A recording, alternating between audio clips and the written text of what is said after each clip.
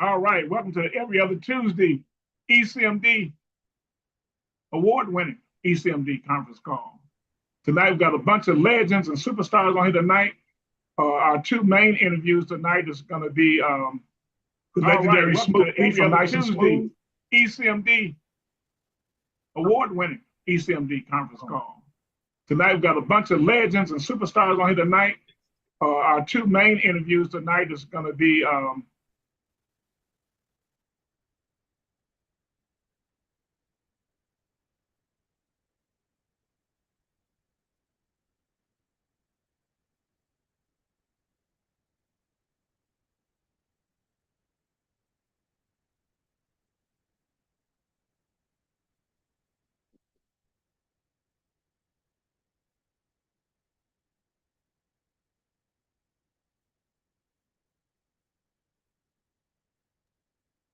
right.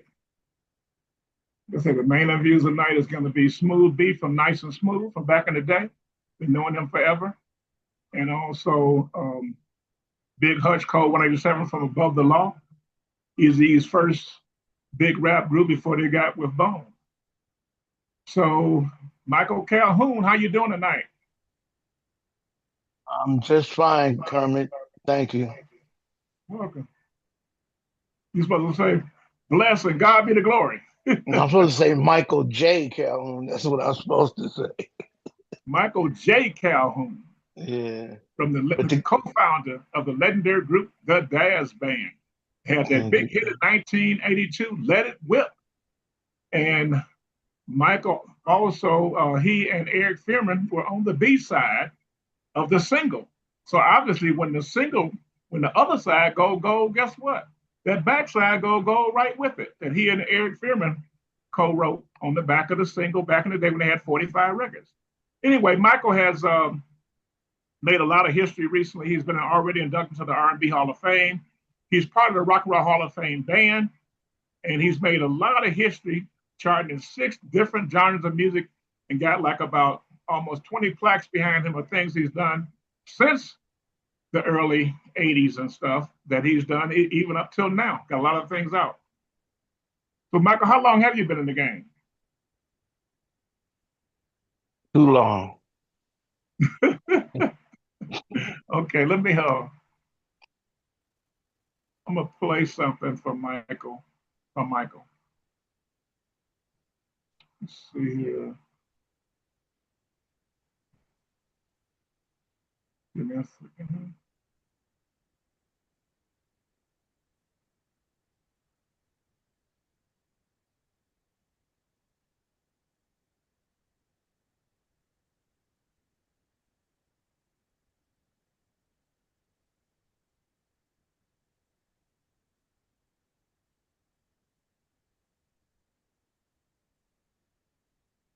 Like I said before, Michael has a lot of stuff out.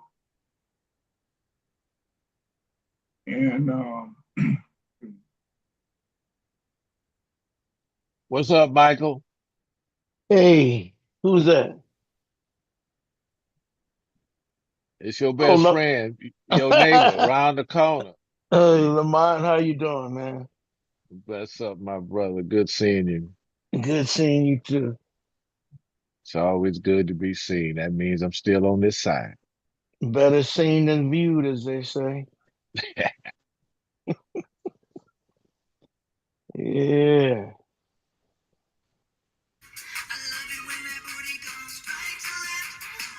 Yo, what's up? It's your boy Jason Vox, and you are watching the new ECMD Experience with Kermit the Superstar Maker, award-winning DJ Punch, DJ Manny Faces, Make Your Ear Hot, and the entire ECMD team. Let's get it. Vox it out. All right. All right. All right. Yes. Yes, sir.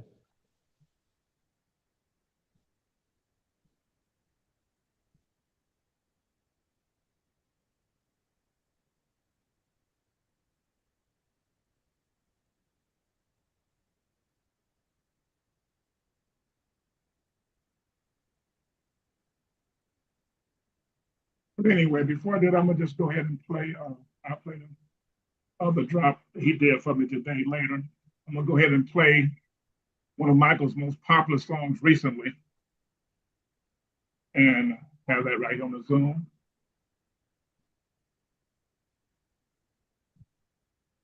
One he's was very famous for because he jumped on the board and outdid Mariah Carey that week. So jam. Wanna have a soul jam line, soul jam line. Soul jam. Soul jam. Soul jam. We're gonna have a soul jam line. Soul jam. Soul jam. Soul jam. We're gonna have a soul jam line. Having a jam, good friends and fam. Let's get it started. Fun, food, and dance. This is your chance to join the party. Just bring your swag and your A game. This is the place to show up, show out, and have no shame. Soul jam, jamming in the east. Soul jam, jamming in the west. Soul jam. We're gonna have a soul jam line. Soul jam, jamming in the north. Soul jam, jamming down south. Soul jam. We're gonna have a soul jam line. Turn up the heat. We won't miss a beat. They've got our all-time favorites. Motown Gold, Philly Soul. Grab your boo and savor it. Just bring your swag and your A game. This is the place to show up, show out, and have no shame. Soul jam, jamming in the east. Soul jam, jamming in the west. Soul jam. We're gonna have a soul jam line. Soul jam, jamming in the north. Soul jam, jamming down south. Soul jam. We're gonna have a soul jam line. The party is jamming, and we ain't stopping till the break of dawn. The music is slamming.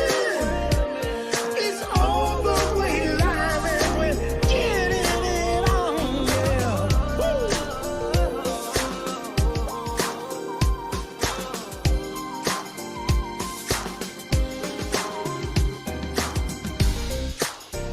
Soul jam. Wanna have a soul jam line, soul jam line. Soul jam, jamming in the east. Soul jam, jamming in the west. Soul jam. We're gonna have a soul jam line. Soul jam, jamming in the north. Soul jam, jamming down south. Soul jam. We're gonna have a soul jam line. Soul jam, jamming in the east. Soul jam, jamming in the west. Soul jam. We're gonna have a soul jam line. Soul jam, jamming in the north. Soul jam, jamming down south. Soul jam. We're gonna have a soul jam line. The party is jamming, and we ain't stopping till the break of dawn. The music is slamming. It's all the way live, and we're getting it on.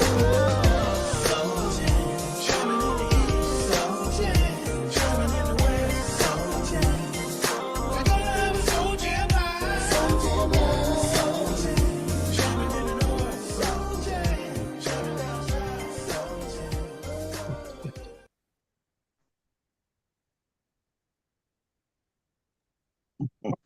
Right. Like, how'd you come up with that concept for that song?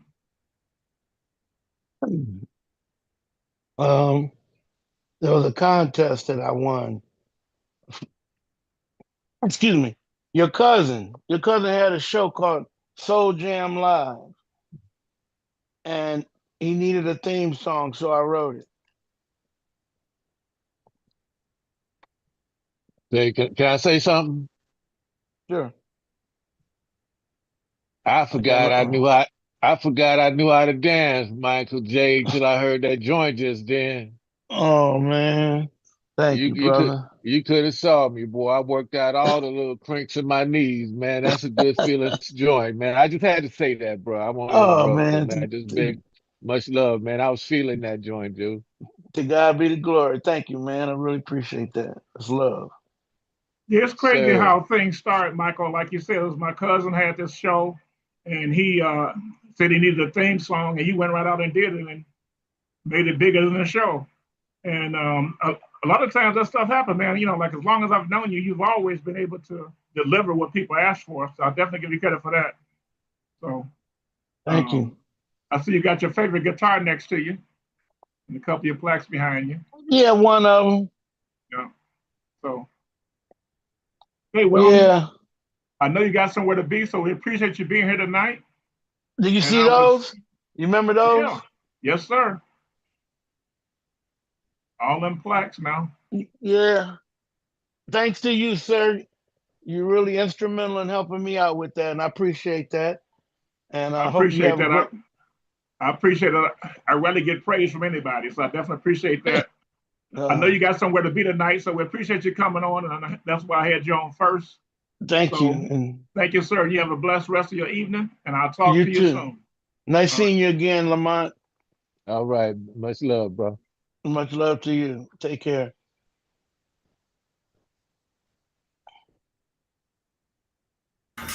Yo, what's up? It's your boy Vox, Jason Vox, and you got it locked to the ECMD experience with your host, Kermit.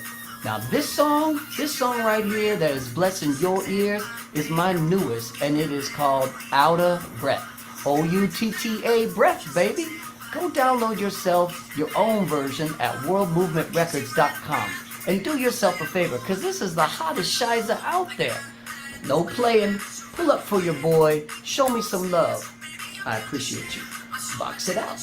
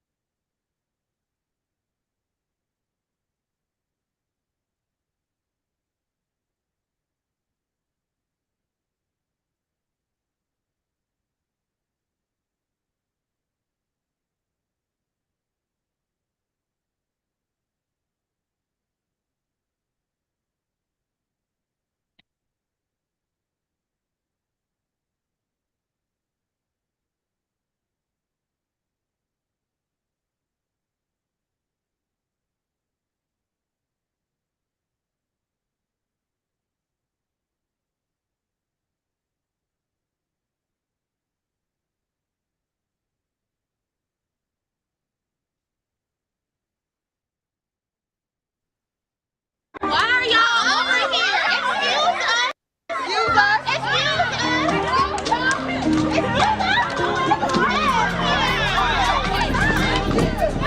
Oh, no, no, yeah. Oh, you my don't go. No mind what the people say. Now you are the gist. I don't call up. For your matter what they do, let's say. Now me love pass. You looking so decent. Batman just wanna date. People start to relate. So different. Made me mad the way. Like a rubber don't stop. I feel grace for your gaze. They want me to run away.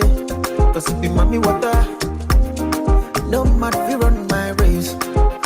Oh, yeah, man. I feel grace for your gaze. No matter if you run my race. Love to make my yeah for your case. I didn't care. I didn't care. Love to make my yeah for your case. Now me do pass. Now me show pass. And if you run away. This one, bring me up, Chris. Bring me up, Chris. You took me away. I'm not run away now. You looking so decent. Batman just wanna date. Make me start to relate. But so different. Made me mad the way. You looking so decent. Batman just wanna date. Make me start to relate. But so different. Made me mad the way. Like a rubber don't stop. I feel crazy for your case. They want me to run away, cause it be mommy water. No matter if you run my race. Like a rubber don't stop. I feel crazy for your case. They want me to run away, cause it be mommy water. No matter if you run my race.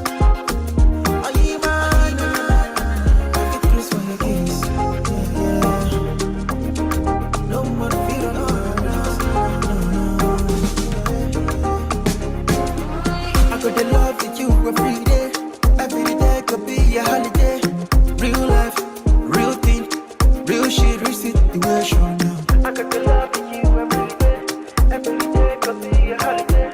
Real life, real thing, real shit, real shit. Like a rubber don't stop. I feel crazy for your case. They want me to run away, cause it be mommy water. No matter if you run my race. Oh, yeah, man, na, na, na.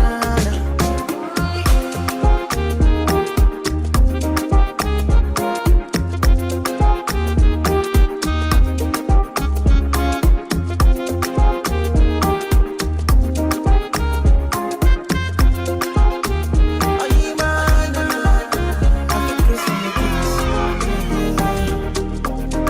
No matter if you run my race.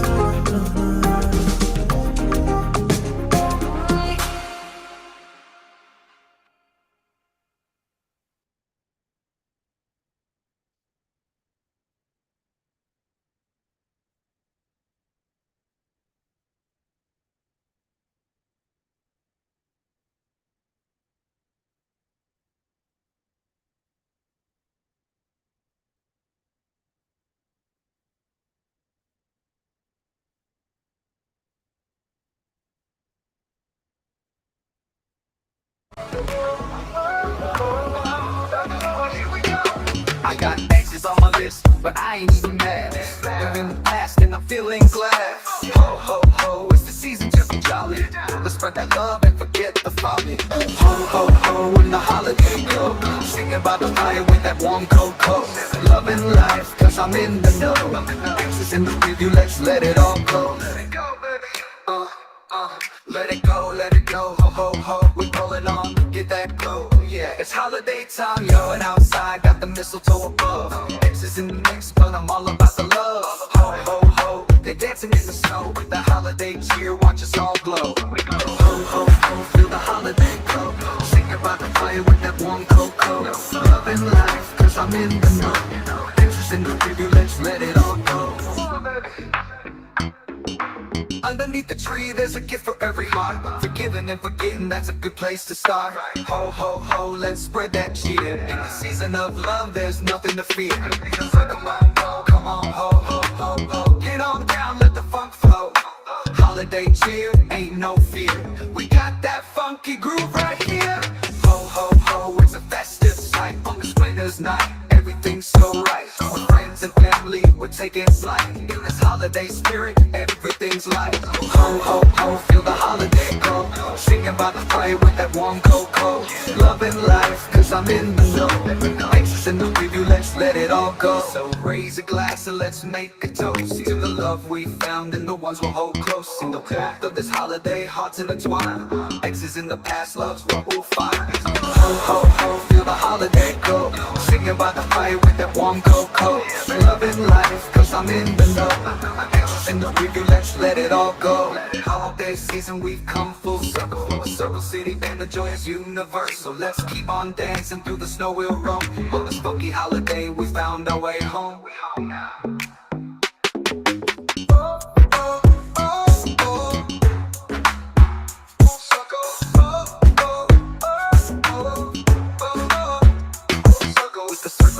win. The choice is upon us all. Keep on dancing, let's keep on dancing through the snow we'll roll. On this funky holiday, we found our way home. We home now.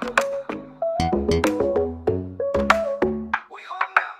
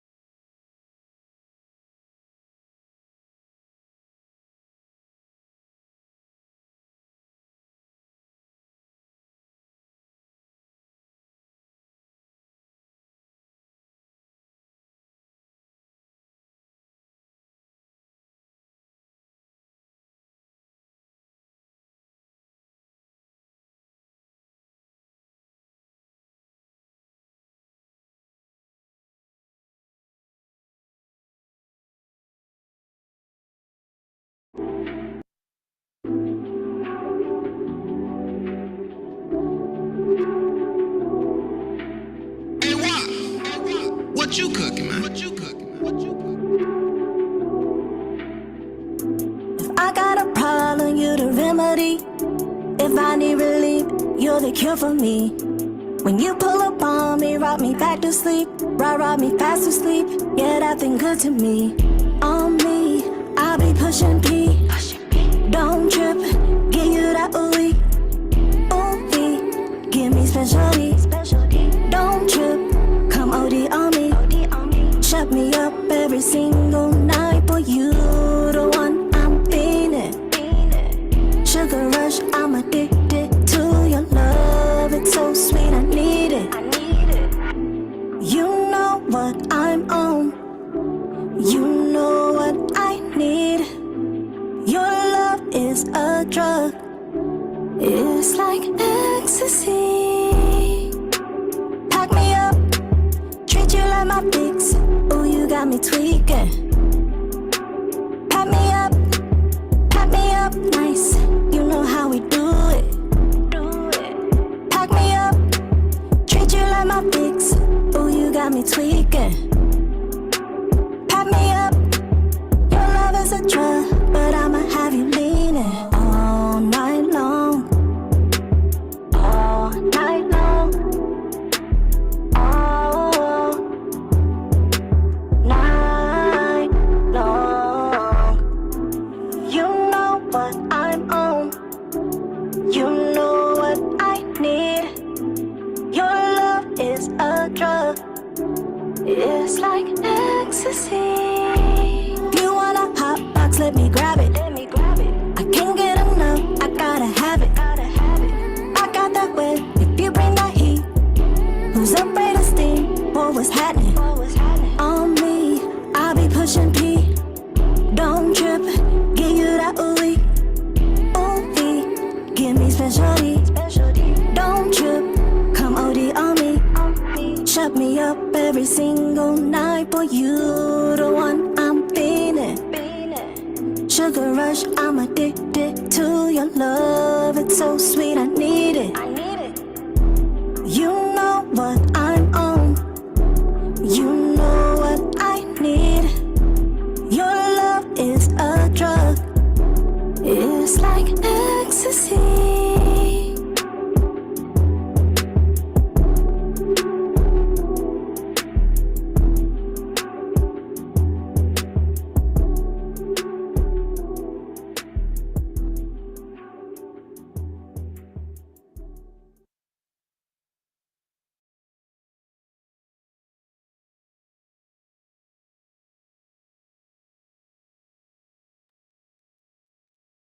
All right, already.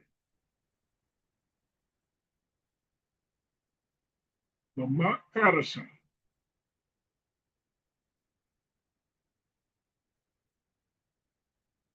Where did Lamont go? Lamont.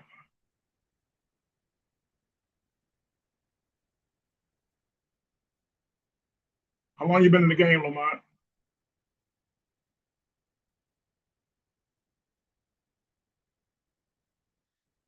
You off mute, but I don't hear anything.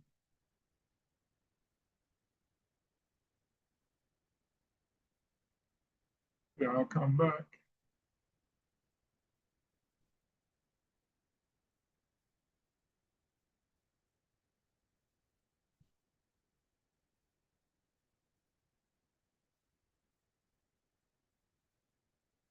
I'll come back.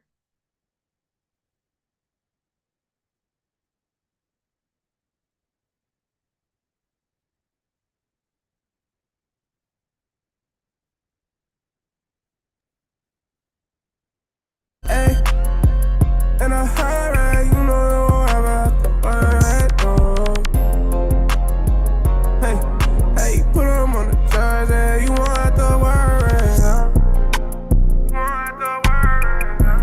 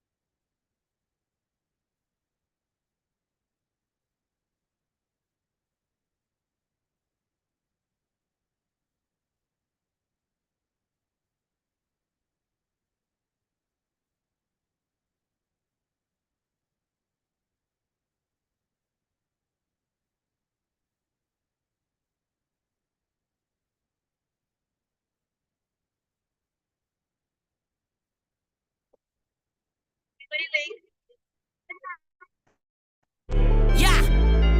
Ha. What's next? What's next? New heights, new checks, big dreams, no rest, off life, no flex. Legacy is emotion, yeah. I manifest, I manifest. I ain't asking for a spot, I'm taking ya. What's next? What's next? New heights, new checks, big dreams, no rest, off life, no flex. Legacy is emotion, yeah. I manifest, I manifest. I ain't asking for a spot, I'm taking ya. What's next? What's next? Barbie in the bedroom, body like a weapon. He call me his queen, but I give him a lesson. He wanna taste it, tell him sitting on his face. Pretty little waist, make a sinner say his grace. Drip so wet, leave a puddle when I walk, I walk. Don't stare, boy, like it when you talk that nasty talk. Diamonds on my neck, I just got them chills. I don't chase, I attract, I can give you all the thrills. Body like a Benz, and I'm pushing full throttle. Got him begging, make me slurp like a genie in a bottle. Touch me right there, I might change your life. Touch me right there, I might change your life, yeah. What's next? I'm next. New heights, new checks, big dreams, no rest, off light, no flex. Legacy is the most, yeah. I manifest, I manifest. I ain't asking for a spot, I'm taking ya. What's next? What's next? New heights, new checks, big dreams, no rest, off light, no flex. Legacy is the most, yeah. I manifest, I manifest. I ain't asking for a spot, I'm taking ya. What's next? I'm next. He said, damn girl, I said, damn right. If I ride it slow, then I own your soul tonight. Got him locked tight, and I won't let him go. It's that bad behavior, I'm his favorite flavor, and you know. Call me trouble, and I'll be his savior from the danger. It's that bad behavior. Queen of the night, and I don't need no saver. I will pop it wild, cause you know I'm what's next? What's next? New heights, new checks, big dreams, no rest, off light, no flex. Legacy is emotion, yeah. I manifest, I manifest. I ain't asking for a spot, I'm taking ya. What's next? What's next? New heights, new checks, big dreams, no rest, off light, no flex. Legacy is emotion, yeah. I manifest, I manifest. I ain't asking for a spot, I'm taking ya. What's next? I'm next. I'm next. I'm next. I'm next. What's next? I'm next. I'm next. I'm next. What's next? I'm next. I'm next. I'm next. I'm next.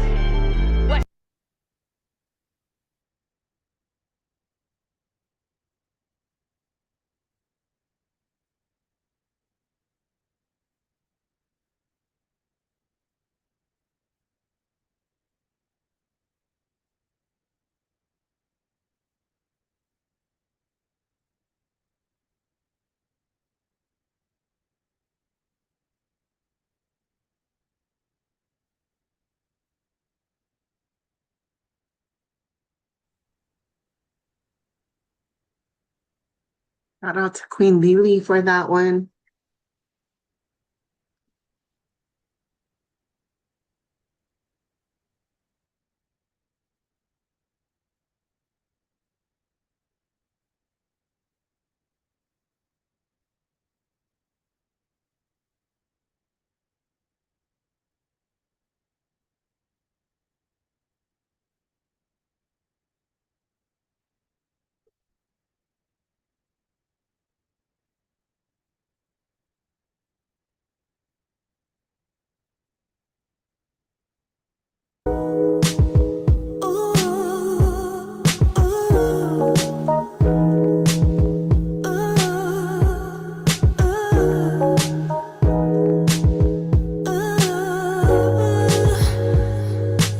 Sunrise, sunshine, baby, you're all mine. Yeah. You've got, I've got, we've got, baby, all the time. My heart skips a beat when you kiss down on me. Kiss me, nothing can be so good, so real. Making up last time. Ooh, yeah. Hurry, baby, my love hormone is crazy for you. Love me down while I make love sounds, holding tight on to you. Give me crazy love, baby. Give me love, crazy love. Give me crazy love, baby. Give me love, crazy love. Rocking at the spot all night, sipping champagne under candlelight. Hold me down, I won't fight. I surrender to you, kiss and gentle bites. Give me crazy love, baby. Give me love, crazy. Give me crazy love, baby. Give me love, crazy. Baby, you know how to make me feel. Take those clothes off. You know the drill. And give me crazy love, baby. Give me love, crazy.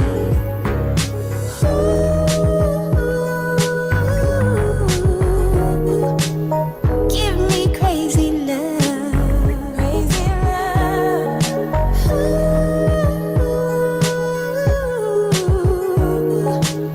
Give me crazy love, baby. Baby, crazy.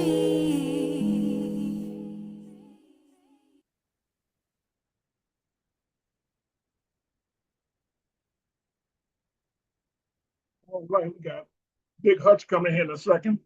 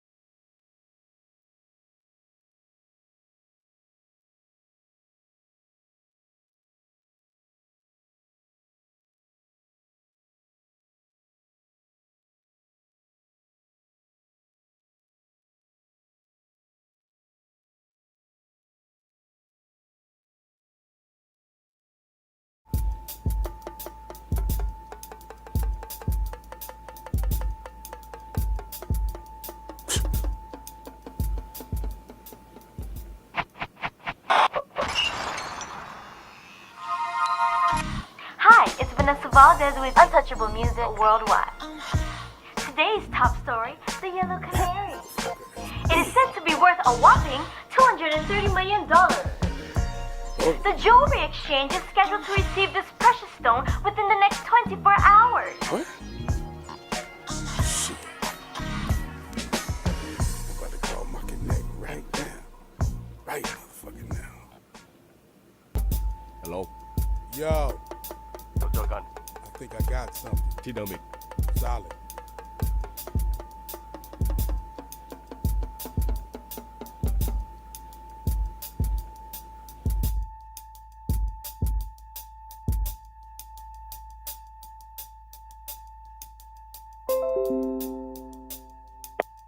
Bye. My friend. What's up, Hutch? I guess you saw. กูรู้มึงมาทำไม กูรู้ My friend, you know how we do. Okay. Has to go down. ได้ เดี๋ยวกูจัดให้ ไม่มีปัญหา Solid. โอเค Solid.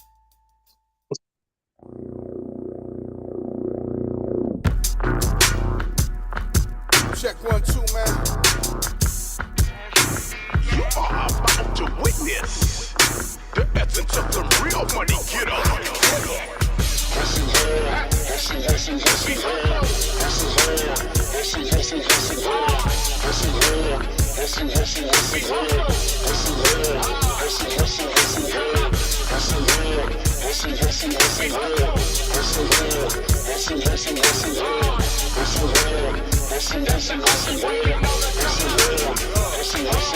Yeah, y'all, I come from the land of the small, where niggas stay with an attitude and live about it loud.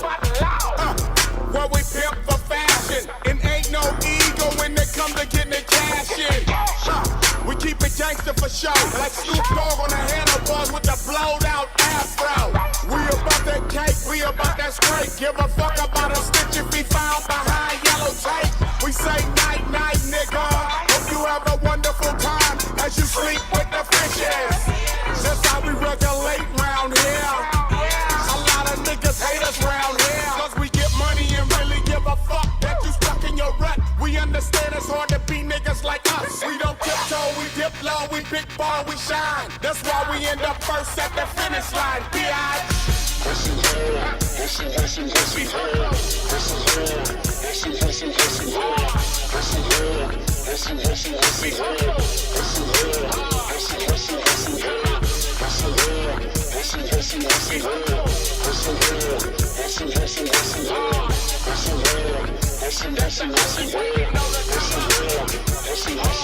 I'm an old ass youngster, still get a lot of paper. I'm true to the game, I'll never be a traitor. If the bitch work for me, she'll be doing hard labor. I run my shit like a motherfucking dictator. Too short, don't forget the $sign. That's my name, better have it if you holler mine. I do it big, bitch, so don't call me shorty. 30 years of making money like my nigga E40. Hustle hard. Never let a motherfucker pull your whole card. Never let a motherfucker treat you like a bitch. Toot his ass up, man, punch him in his lips. About my money, yes I am. Never leave the crib without 10 grand. Fuck what you heard, bitch, I'm the man. Ain't nobody playing, this ain't recess. I ain't in the band, but got drums on deck. Catch you in the trap, and I'm on your neck. You the type of nigga, give your bitch your check.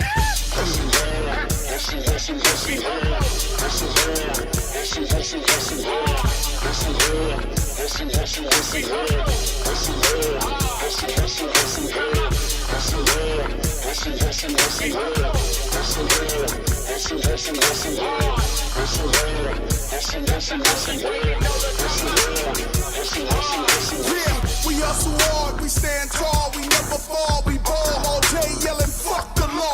Dipping hard, pimping with my nigga Todd Shaw. We shutting down everybody's city when it's me, him, and E40. Chickens be getting naughty at the after party.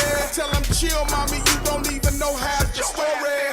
I'm from the land that funded the Contras. Taught you how to survive and live straight out of Compton. We move major weight, state to state, we don't hesitate. We just elevate while you hate and you masturbate. We go get the G's while you freeze and live on your knees. We just straight blow up with big nuts while you follow us. We just don't sit back and complain that we can't come up. We set up a lick, hit your block, hit an armor truck. We all out for them dead presidents, cause if it don't make sense, how the fuck can we make millions? We on the come up, shooting dice, trying to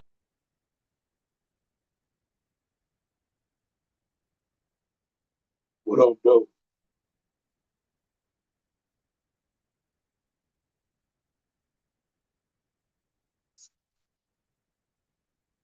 Uh-oh. Where we at?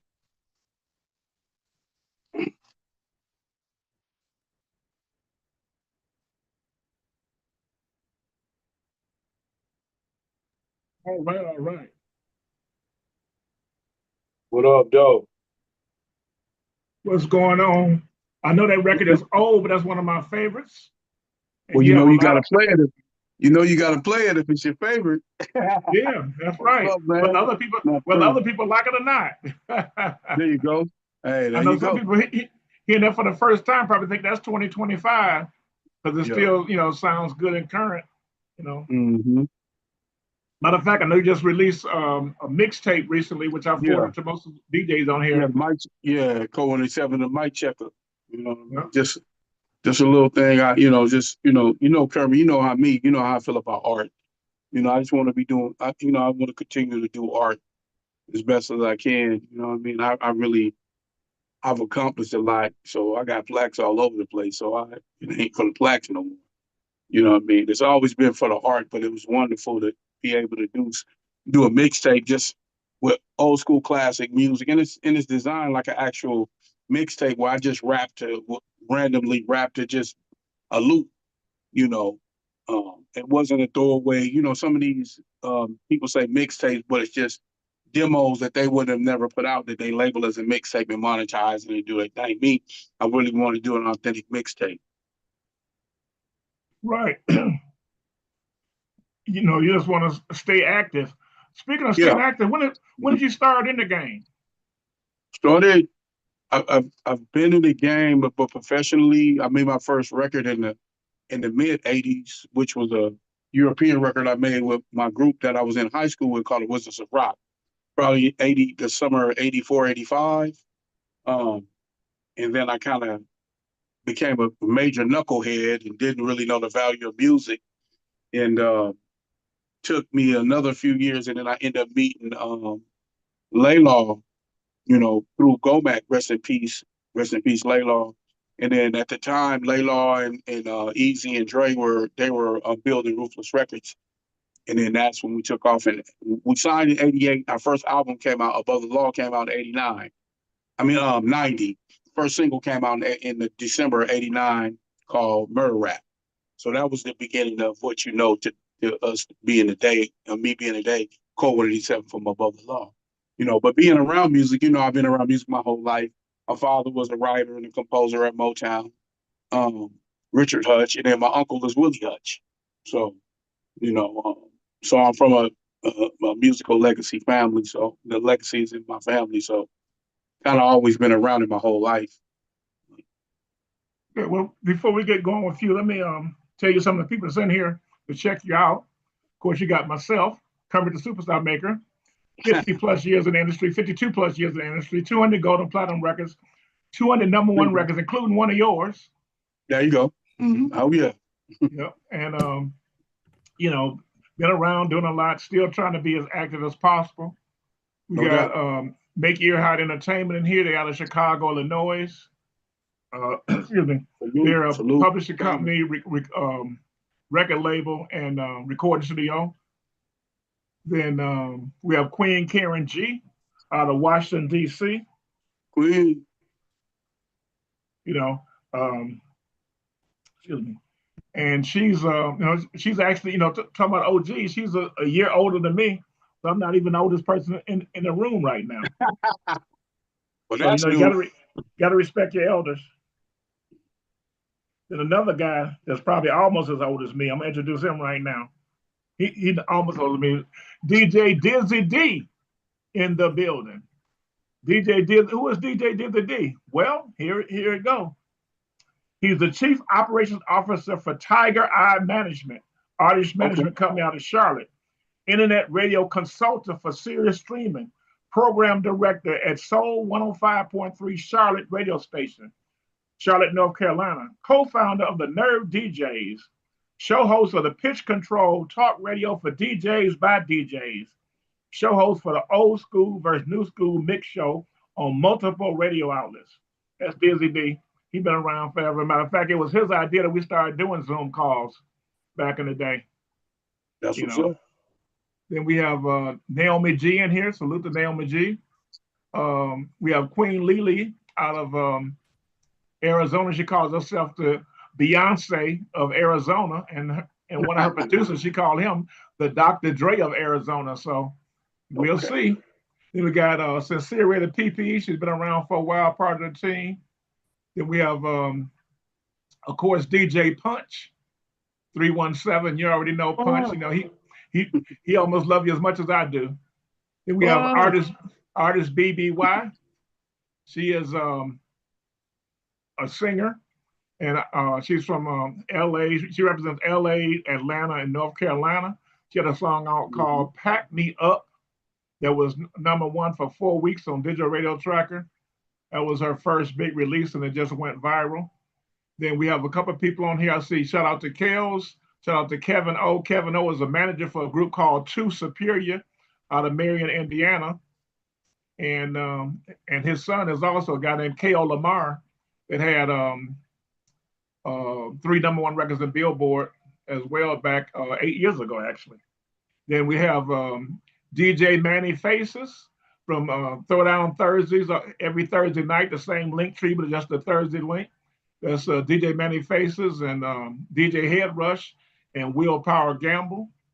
And we have model Kiana Smith, one of our top models that I've been working with forever, long time person in the game, in the city, you know, working with us. And that's about it. So yeah, you know, like I said, you have family in the game.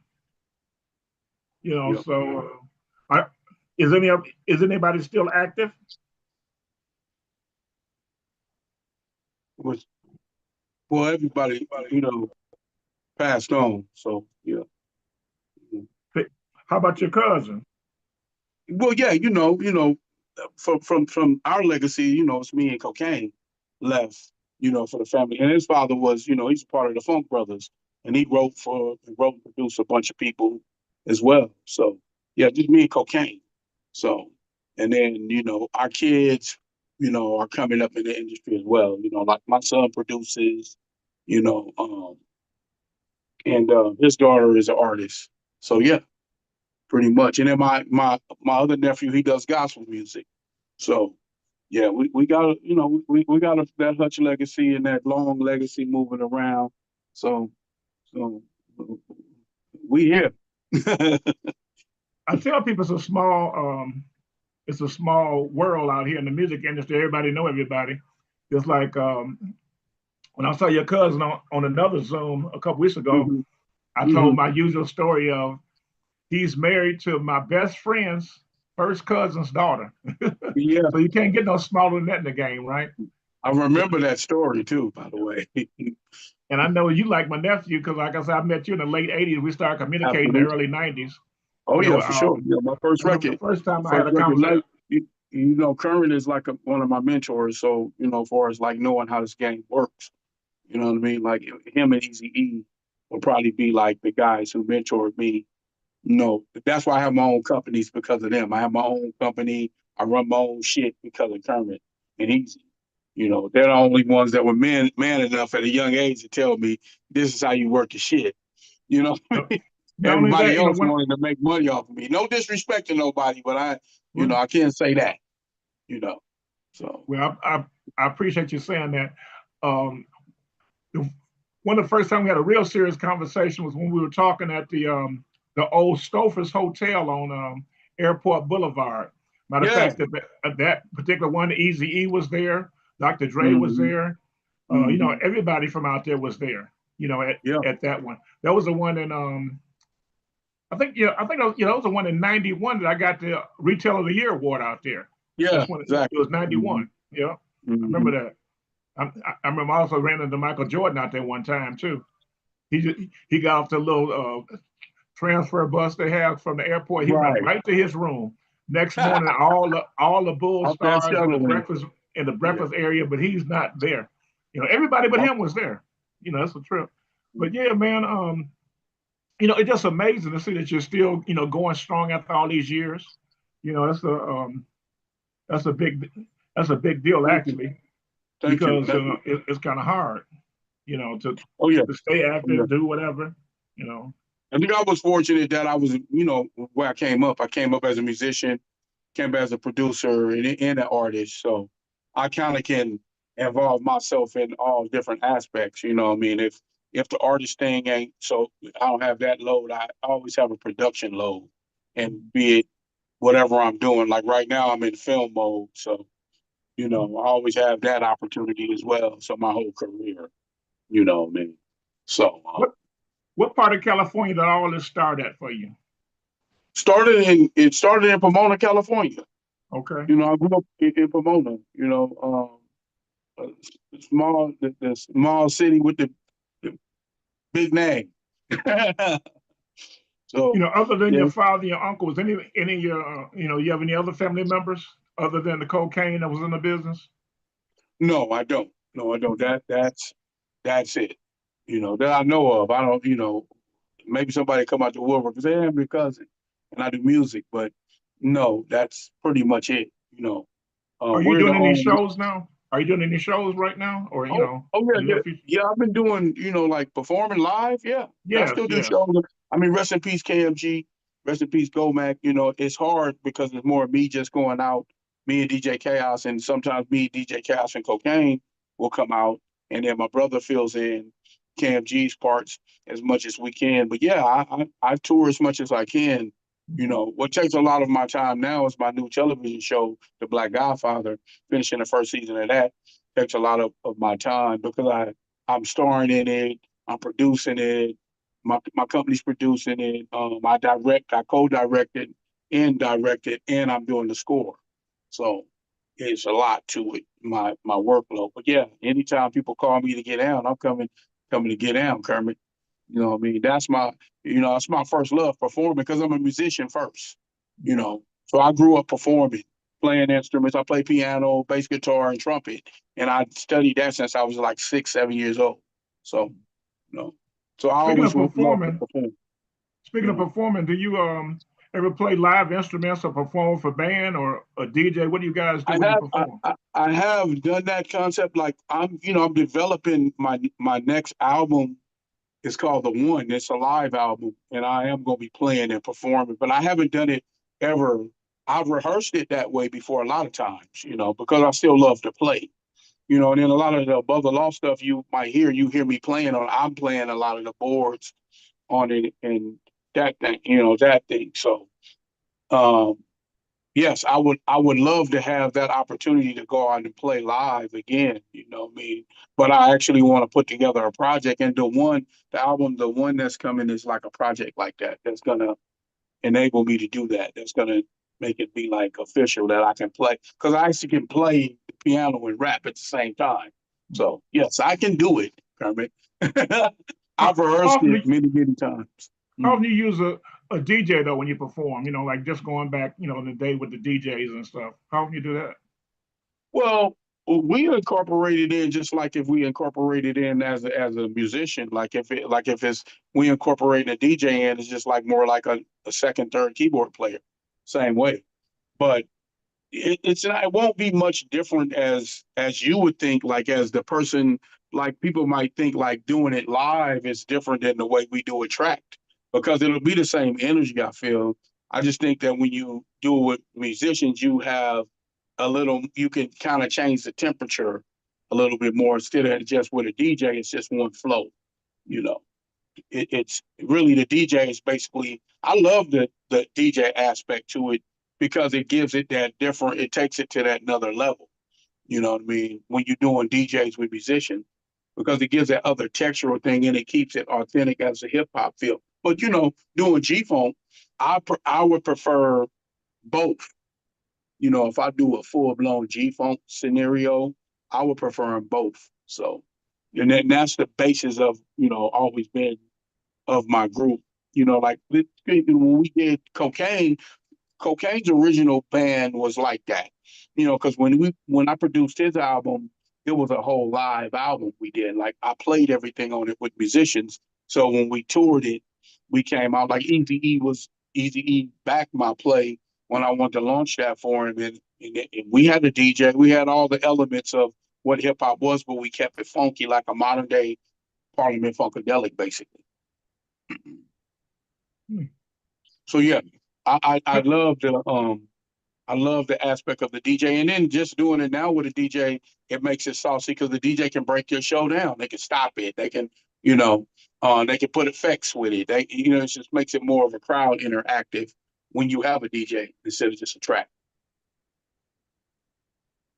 As long as you've been out here, what type of accolades have you gotten? Awards and accolades have you acquired over the years?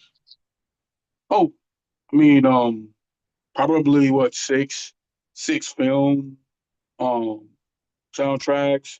I mean, the platinum and gold is a lot. Eazy-E, NWA, Above the Law. I have, Tupac, E40. The list goes on.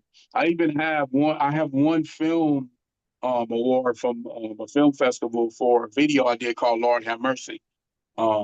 It's like a short film video. So I've been awarded a lot, nominated for a bunch of stuff. And, so it's been a ride, Kermit, it to say I have all these accolades with, all these different, the Dr. Dre record, all those different things. It's been amazing. So I'm humbled in that, but I understand that, it took a lot to get here. Like I tell people, I had to be outside to accomplish what I accomplished. I didn't come from the era that you could just cheat the game, I had to really show you what I was worth. And I probably spent more of my young life in the studio just working and laboring than tripping off of the awards, so. Well, I want to play something that was like it was like a national anthem in Ohio. I just put it that way. Okay. All right. Let's get it. All right.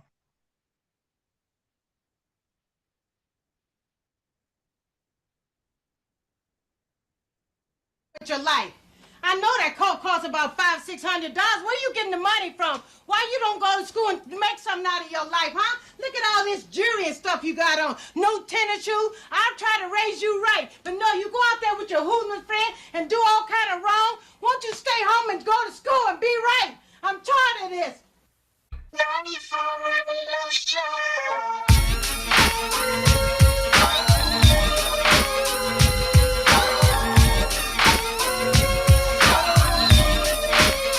I hit the loot juice, it pulls up in the deuce. He gives me the scoop about the fake ass truths and how niggas out there wanna play. I take another hit of the wet and then I blast away. How far, player? Far enough to go off the edge. I push another nigga off the ledge, so I stumble as I slide to the Chevy. Yeah, my eyes kinda teary and gun kinda heavy. I'm a walking dead man is what they call me when I'm coming. Got the big S on my chest, so I'm kinda gunning high powered on my way to the west side to check up on some chickens. It's a hell of a drive, so drive on. As I hit my dodo stick to the break of dawn. Crime fighting's what I do, and niggas in my crew don't take lightly to you busters, and so we say fuck you, then buck you, tuck you in for the night as you think about the paper at the funeral site. So when I'm hanging with the clique and we in demand, I feel good that the city of angels call me Black Superman.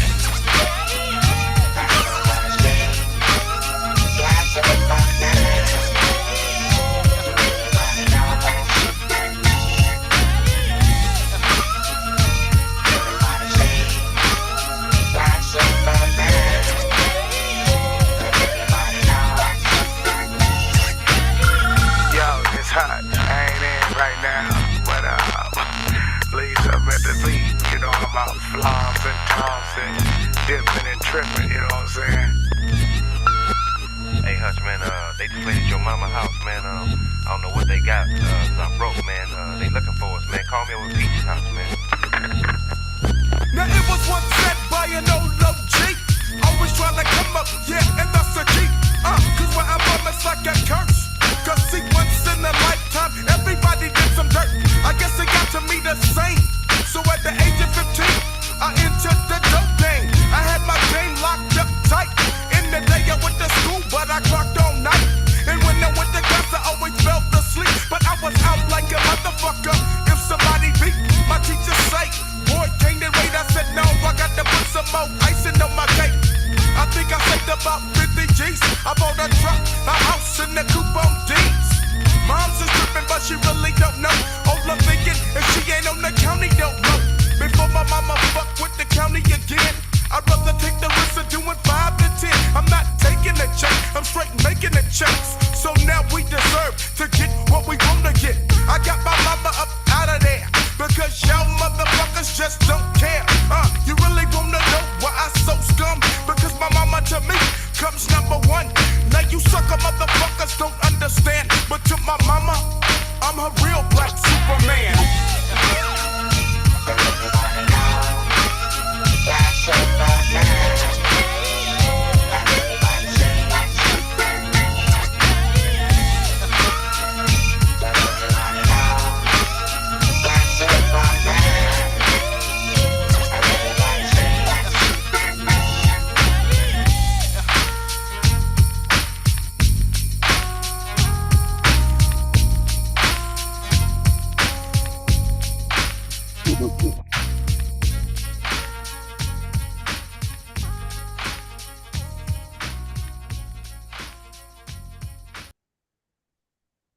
I could play your music all night. There you go.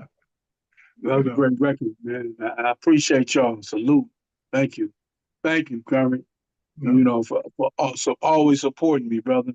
You know what I mean? You know, it was always easy for me to do the records that had the Midwest favor. Like, they gave me credit for breaking MC Breed.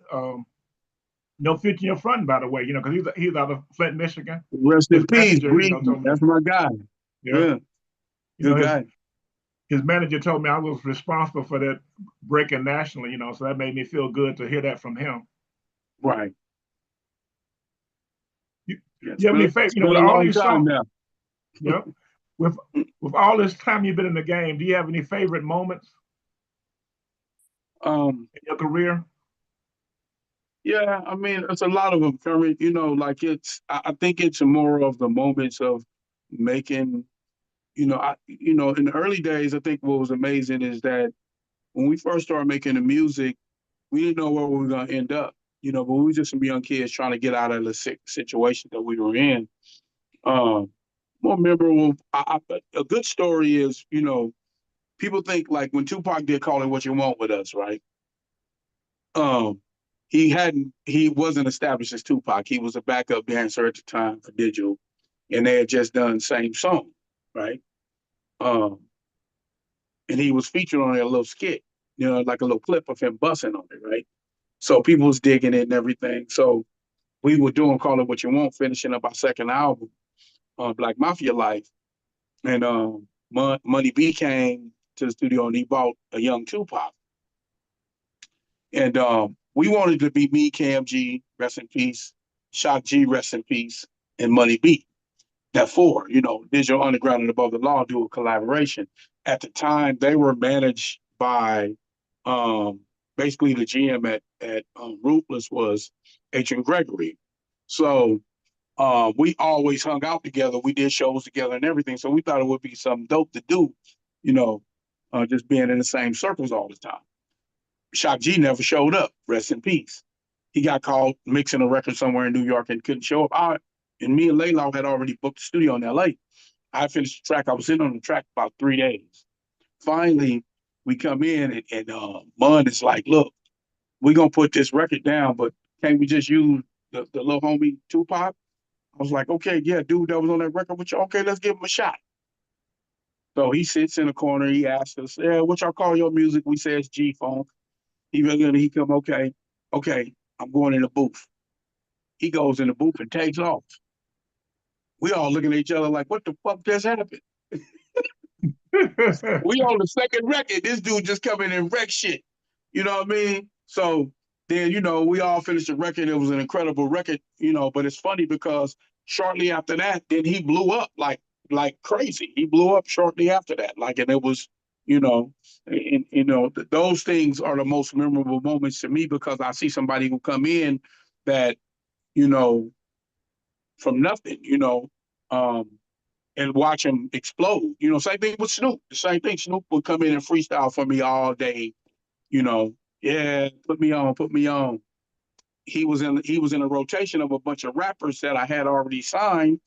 Miss Kilo at the time, she had a hit off a soundtrack, off Menace Society soundtrack, and Cocaine was signed. So he was in that rotation. And after a while, we were putting him in the rotation. Me and Layla was putting him in the rotation. At the time, he's at Ruthless Law House. And Dre and them left. So when Dre left, he was like, look, hey, I know you got the kid Snoop. I heard the demo. They bought him and Warren bought me a demo. And I know you have him. So I don't want to step on your toes, Hutch, but I think the kid got potential. At the time, we were working on a Deep Cover soundtrack. And he was like, I want to, feature him and possibly do something with him. Is that cool? I was like, yeah, dude can go. Dude sat in the corner and rapped for fucking 3 days for me. You know what I'm saying? I just can't put him in a rotation because contractually everyone is signed and they're in a rotation to put records out. Next thing I know, Deep Cover comes out. I also produced on Deep Cover as well. Deep Cover comes out, he explodes.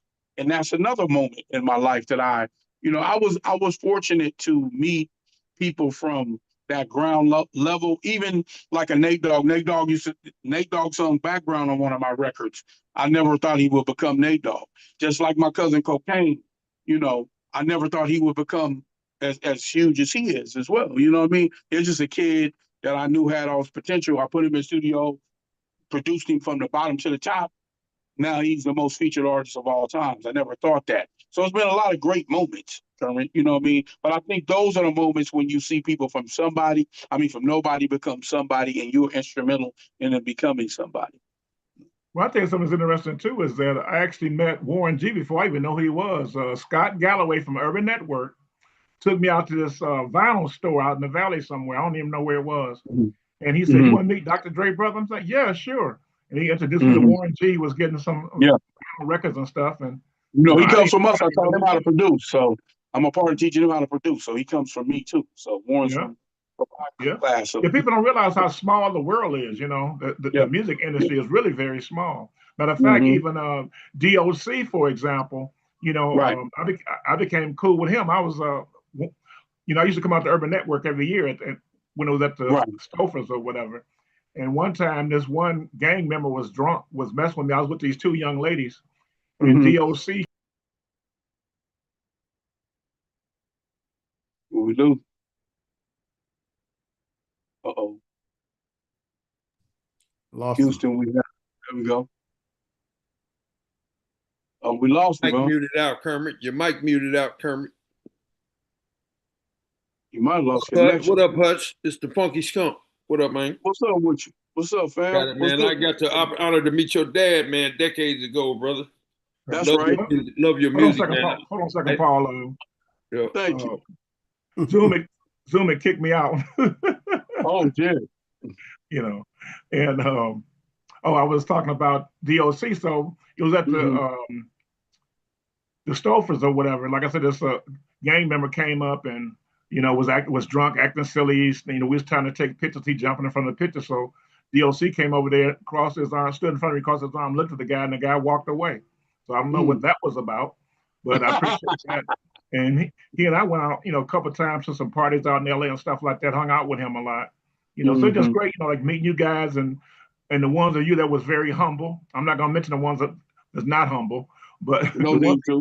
Is very humble, is really appreciative, especially with me being older and not even like in your age. I mean, to actually go out with, DOC somewhere or you or whatever, and I'm like, old enough to be your dad, and even like Too Short, like you had a thing with, a song with Too Short and E40.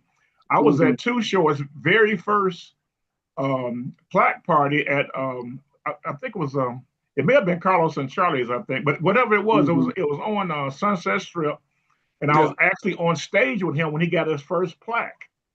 You know, with from the record exec who I was, real cool with, all the execs and stuff. But I was right there. If they had social media back then, you would see a video of me standing next to Too Short, damn near grabbing his plaque with him and holding it up back in the day. But they didn't have it back That's then. a long time ago. That's the They didn't have jive it back days. then. Barry Weiss and all them. That's the Yeah, jive it was days. Barry Weiss, right? It was Barry Weiss. Matter of fact, Barry Weiss, and I know he was on Tommy Boy as well. I will always be appreciative with Tommy Boy because Tommy Silverman actually brought he brought Force MDs to my store, and they sang to my mother. Of course, she's passed away, and that's that was very important to me for that to happen, to actually come to the store and have somebody as famous as Force MDs singing, to my mother. That was great. But you mentioned this song earlier. I'm gonna play something, song we were just talking about. Let's see here. Give me a second here.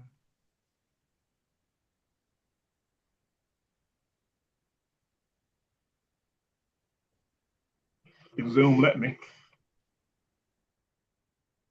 Oh, they'll kick you out for it? I didn't know that. Hold on.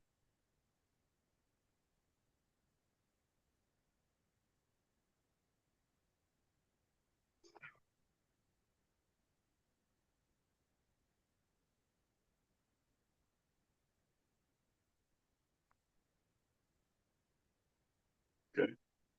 Yeah.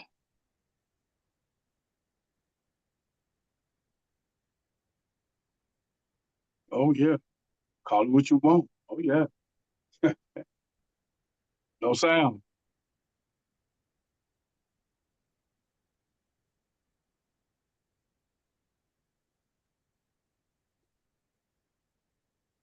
Well, no sound. Okay, hold on.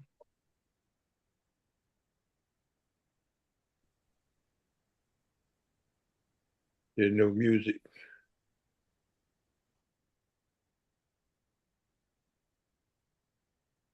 Like weird sometimes. Yeah.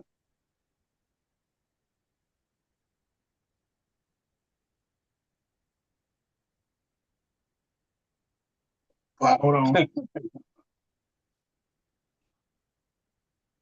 Or I have to reset it. Okay, I'll see now. You have to enable it for all others to hear. Hold on.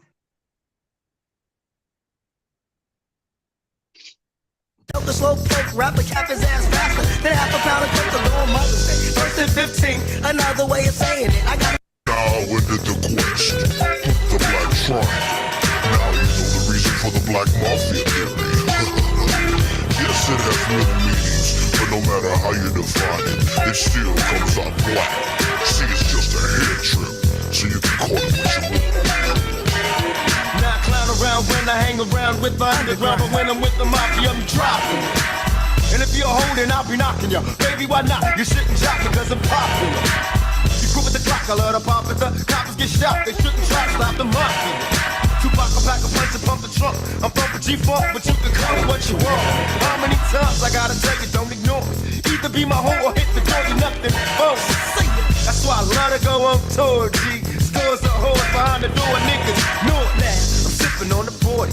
So you can call it what you want, about the blunt and kick it. Well, I am the danger, similar to a killer. I romp around the club and chop and stop him like Godzilla did Tokyo. Check it as I choke the slow poke, rapper cap his ass faster than half a pound of coke on Mother's Day. First and 15, another way of saying it. I got him flipped some shit, but it's okay to get your crew.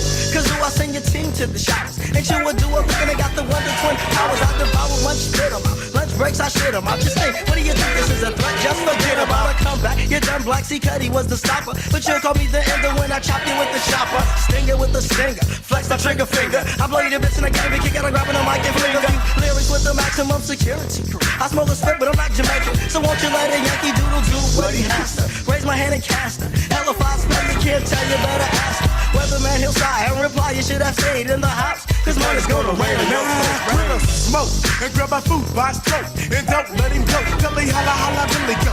Now money beat once said to me. 187, why you wanna be? Well, I like to clock big G's and hang out all night. I never worry about a bitch, cause he can't tell me shit.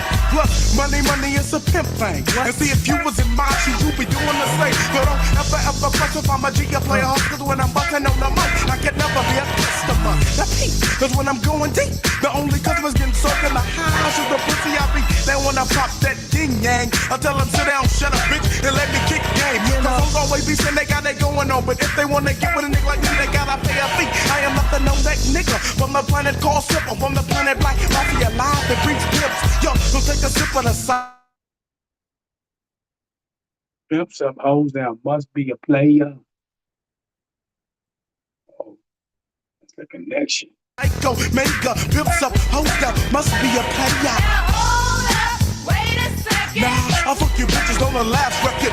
Yo, it's like I'm high on a ragamuffin split. Me a dope sound with a man, the lip. Man, they wanna see me fake shit like I did last year. So I post on them, then I coast on them. No, I never had a murder rap. And if you're snitching, say that did it, you're bound to get your next now. So there it is, and how it's gonna be. So I passed the joint to my man KM. Well, you can call it what you want, but if you don't, I'm still a nigga with a pimp strut.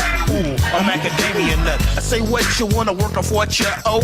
Well, alright, you little silly asshole. Now when you wanna rendezvous and get tramped, give a call to the clinic, ATL's the pimp camp, and see which player is up for the downstroke. Cause you skeezin', cause you so toasting my hoes like I said before. I fuck 4 bitches a day and I'm looking for more. Cause scores of hoes be leaving my house like bam. And I'm like damn. Now my niggas didn't label me the dangerous neighborhood nasty man. Cause they know I can. When you wake up in the morning, I only give you 5 pushes. I'll be out by your garage, away behind the bushes, drinking coffee. Smooth waiting to talk, see. Like a true hoe gigolo should be. See, I'm a giant and the rest of them are fakers. Especially when it comes to the bitches and they money makers. A simp nigga hesitate to diss you trap, but I don't. So he black mafioso. They call it what you want.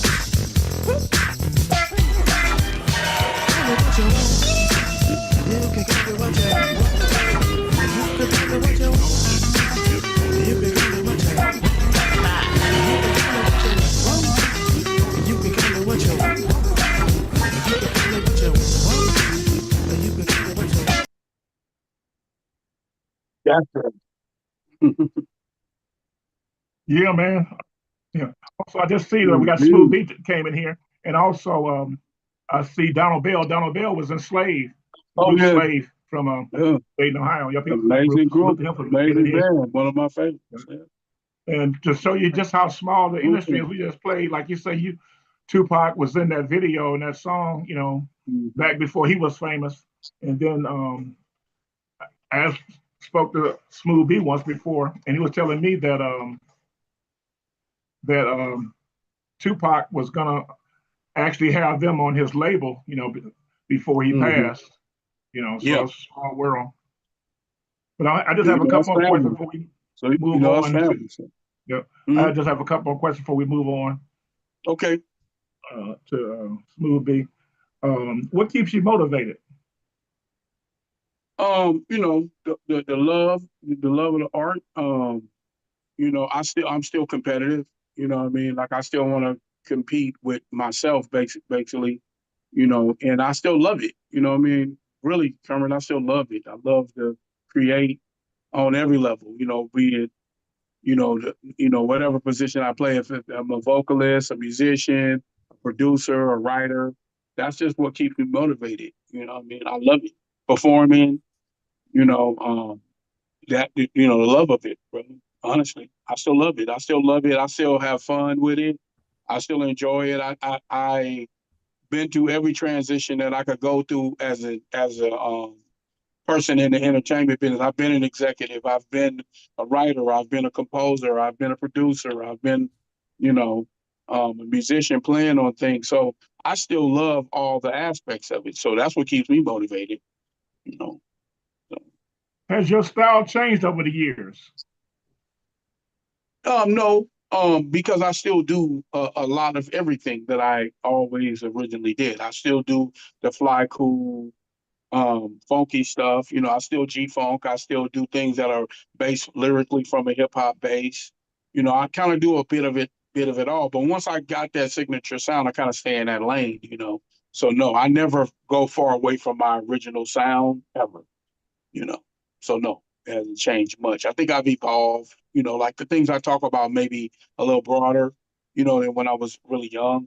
But yeah, I think that's the only thing I've evolved content wise, Coming up, like if you look at a record like Uncle Sam's Church, the Black Superman album, that was probably me and my crew being more pushing the envelope, but trying to give you a gangster political aspect to fuse it all together. And I think that became a lot for us as Above the Law, to stay like consciously but streetwise, So I kind of always stay in that. I always stay in that vein, you know. Okay, well, I just put your Instagram in the chat for everybody to click on it if they haven't followed you already to follow it. And for those that's watching on YouTube, is code COLD 187 Mansa MANSA Musa MUSA COLD 187 MANSA Musa. Or if you put in code 187, it should just pop up as well. If you know, but then Facebook is just code 187. So yeah. And now that you've been around so long in this industry, what would the man now that's doing movies, producing this, doing that, doing all the stuff that you're doing now, and own thing and own your own stuff, what would you tell your young self when you first got in and just saw the bright lights, big city? I honestly think my biggest thing was don't let your emotions control you. I think when I was younger, I was more caught up in my emotions about it. I think because I kind of thought, when you're, you think everybody is for you, everybody is pro you. They're not. It's a business. Everybody not your friend, your bro, you're none of that. You know what I mean? So I think that's what I would tell them. Like just be real about the business, to understand that just because someone's maybe nice to you or cool to you, or don't think with your emotions first. You know what I'm saying? Just look at it every aspect of it as a business thing. So when things go, because for me, I took a lot of things to heart when shit went wrong, and then I took a lot of things for granted when things were good.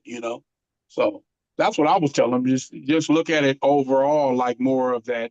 No one's your friend until they prove that they're your friend, truly prove that.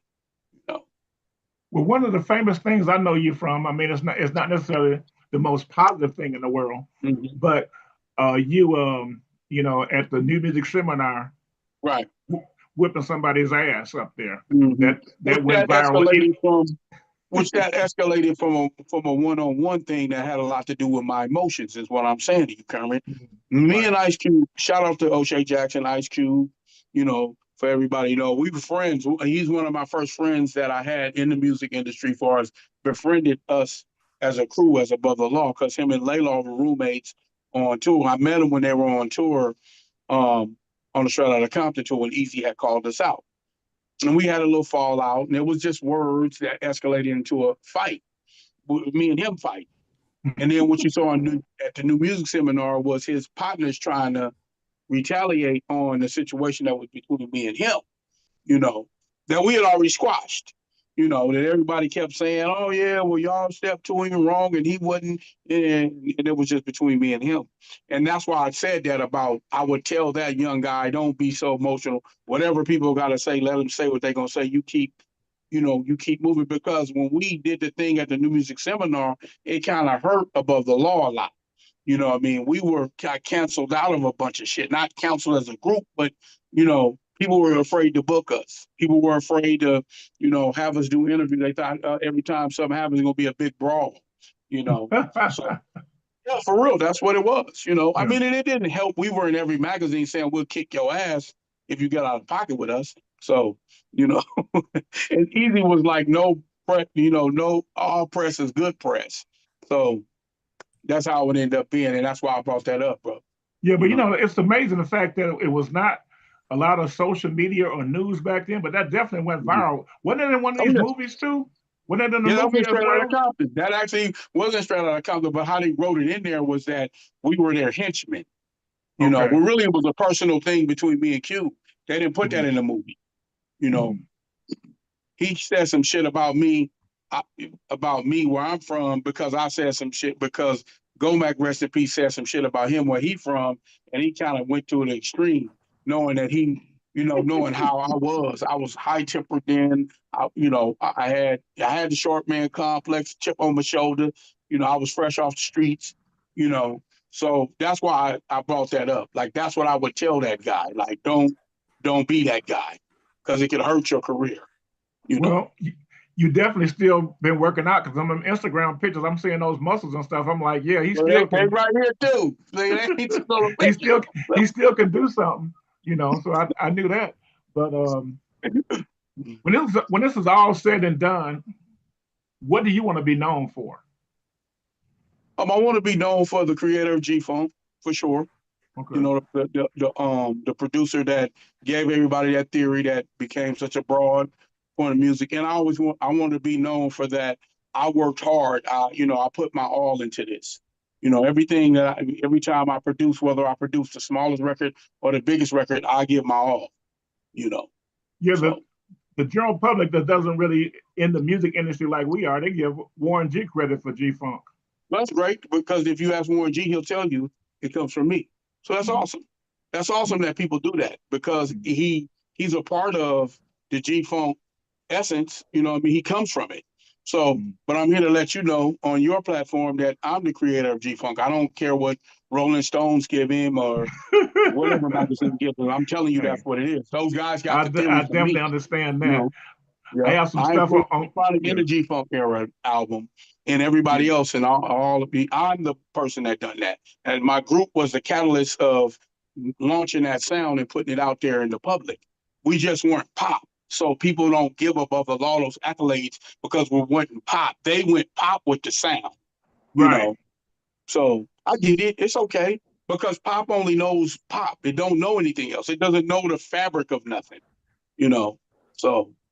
Just to give an example of how people don't understand stuff, like when I did Freddie Jackson stuff back in the mid 80s, right? When he had Rock Me Tonight, that was like huge in the Black community, right? So most people thought, oh, that's the biggest record. But actually it was You Are My Lady, because that one crossed over to pop market. And I think at first, the first record just went gold, and then You Are My Lady went platinum, because it crossed over. So I definitely understand what you're saying, and you've always had your music close to where you were, and you wasn't trying to cross over. Either people accepted, they didn't accept. You wasn't trying to cross over. Not to say that anybody else was trying to cross over. Right, for sure. Just that. Yeah, they had crossover success, which is awesome, because it's a sound. We're talking as a producer. I know a lot of people don't understand it, but as a producer has a theory. So anybody can come in. Dr. Dre, if we say Dr. Dre taught me how to make records professionally. I knew how to run a studio and everything for my family and what I was taught, but he taught me how to make them professionally. Now, when I was starting to get my chops as a young producer, I created that theory of G-Funk, slow the beat down, have singing on it, do this. It's not just a Parliament slap clap or zap clap slap. It's all different kinds of things that we put into it, be it a smooth beat, we put singing, we put chords over it, we put melody with it to a loop, and then we rap hardcore lyrics. That's what G-Funk is. It's not just this one thing that people try to make it, but if you don't sit down and talk to me as the producer, which is the creator of the theory, they didn't steal anything from me. They just were influenced by it. And I wish people would get it right. But they don't talk to the right people. They just talk to people who they think in popular culture did something profound, but it came from somewhere, and you're talking to the man that it came from, the theory of it, It's a shame when people don't know. I put crazy stuff on social media. Like I have on my Instagram, on one of my, I have 3 Instagram accounts. On one of them, I have the most awarded urban retailer distributor in the history of the United States of America music industry. And nobody challenged that. Like I was like, wow, I'm surprised somebody didn't come in there. Why don't you stop lying or whatever? But they didn't. And then also in 1975, it's a song called Sarah's Smile. I'm the one that actually broke that record.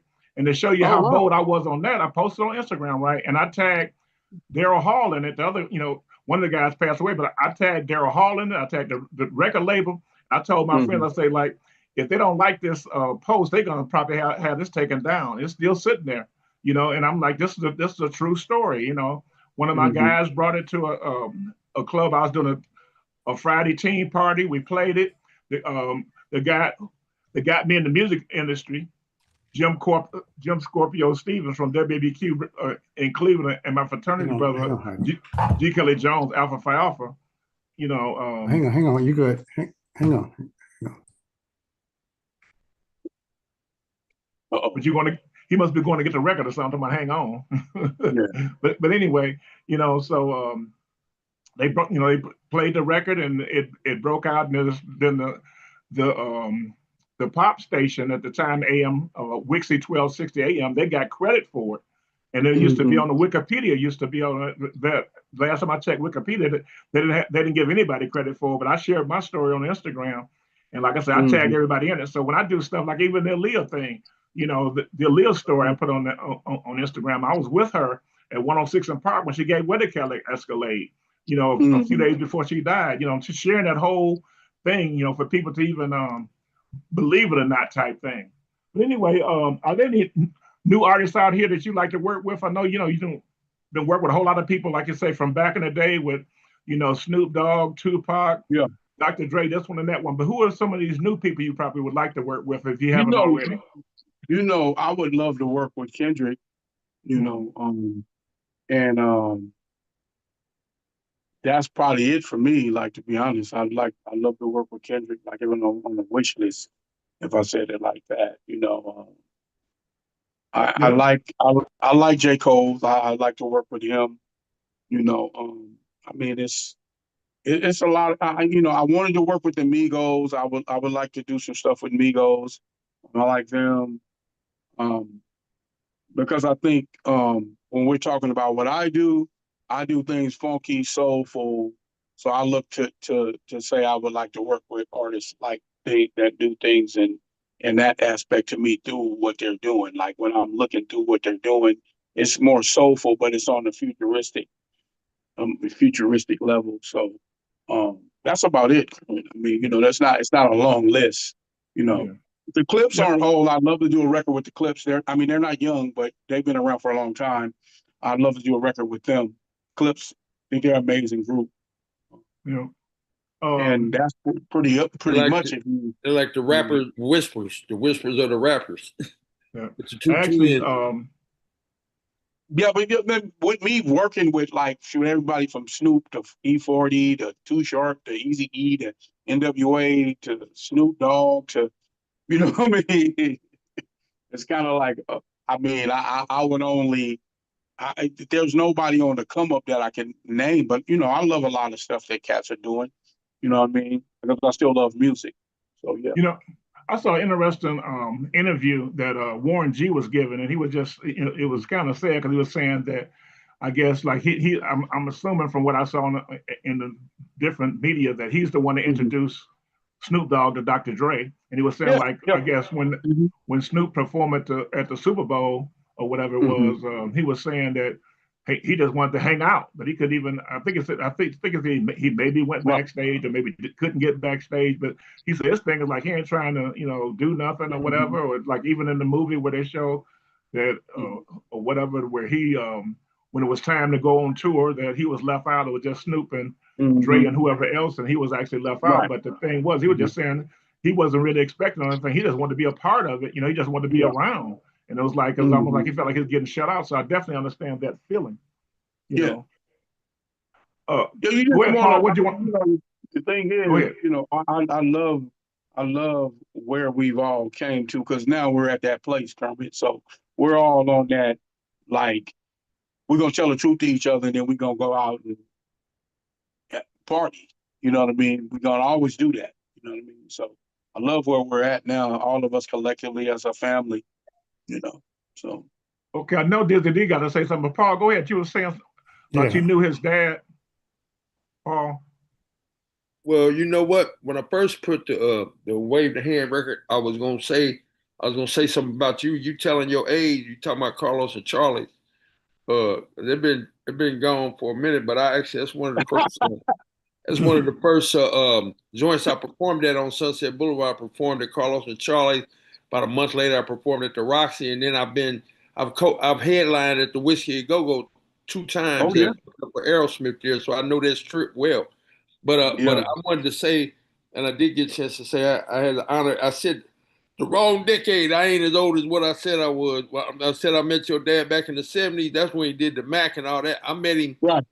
I met him later on when I was out Mm-hmm. in LA during the '80s, because I came out there with Okay. LTD in '81, and I stayed out Okay. there till about, I was on tour with Jerry Heller, and then was our manager with Oh Compunction and wow. Zap and all that, just before any of that rap stuff. So I go way Of back. course. But I Yeah. got the chance Right to meet after he started managing Marvin Gaye, right? Because he managed Marvin Gaye and a lot of people back your then. dad is a legend, and so are you, man. I'm so proud of how you came back up after him and just created your own thing.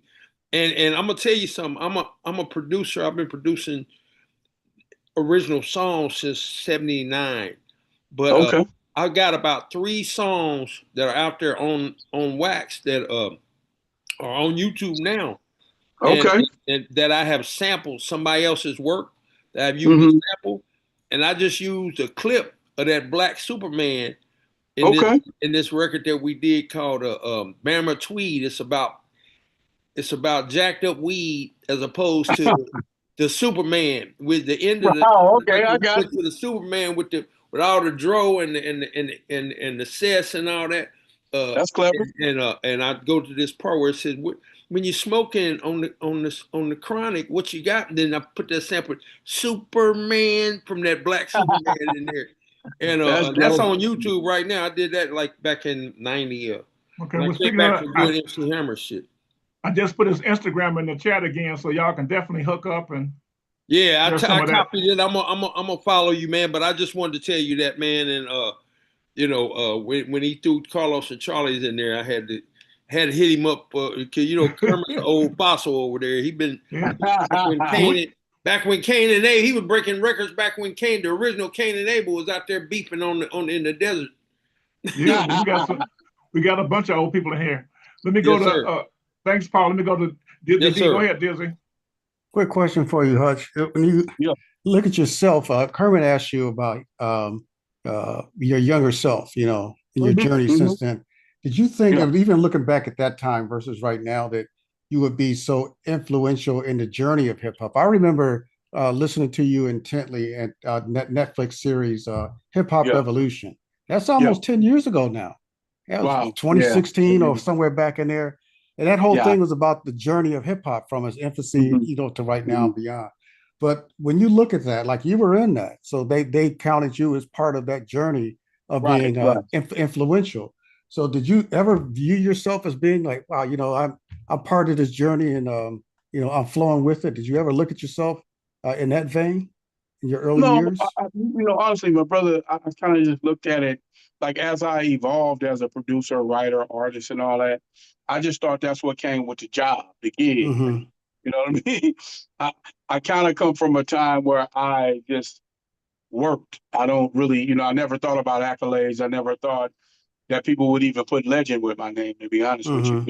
My dad and my uncle did such great things, and they were so part of such a great legacy at Motown. I didn't ever think, I thought that, what we were doing was just changing our conditions. So when I look back at it, like you said, that was 10 years ago, but that's probably was 20 years into my career. Now looking 36 years into my career, no, I didn't never think I would be a legend to my name, these different accolades, work with, I produced 3 artists that are in the Rock and Roll Hall of Fame. So no, I wouldn't have thought that. I would just think, I want to do music. It can change my conditions. Awesome. Let's go. You know what I mean? So, yeah. But thank you. I appreciate that. Anybody else got something to say right quick before we go to Smooth B? And hopefully Hutch will stick around also, because I want to inject him in some of the stuff with Smooth B as well. I have to go. I'm working. I have to go. I'm working. Thank you for being here. It was a great interview. I enjoyed it. I enjoyed the music. Thank you for everything you've done for the music world. It's been such an honor just being able to grow up and listen to that. Like, thank you. So I'm Naomi G with Blazing 420 WPAM. So. Yeah. Thank you for all your support. Thank you for all these years. Thank you. I You're appreciate you. welcome. All right, Big Hush, thank you. I know DJ Punch gonna be hollering at you anyway. And Yeah, yeah, I'm gonna do a show, so he know how it go. Yeah. All right, So, yeah. appreciate you. All right, brother. Love you, man. All Thanks for right. having me, man. Anytime. I'll be back. All right. All right. Big ups, son. I might want you to come back tomorrow. Okay. There you go. All right. Let's get it. All right. Okay. All right, y'all. Peace. All right. Smooth B, where you at? Smooth B. Here we go. I see somebody's living room or something. For a minute. Let me see. Let me find something. Find something here. Oh, let me see. YouTube.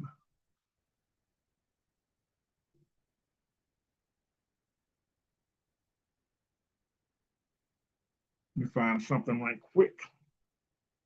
Smooth B, you Oh there? yeah. I think my shit was muted or something. Can you hear me? Yeah, I can hear you. I'm gonna play something first. All right.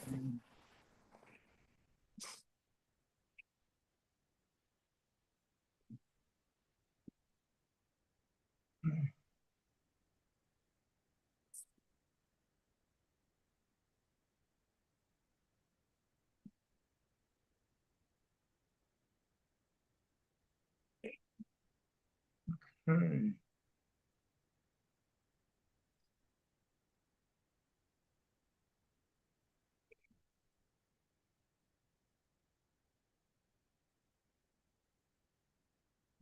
Ready to lose that?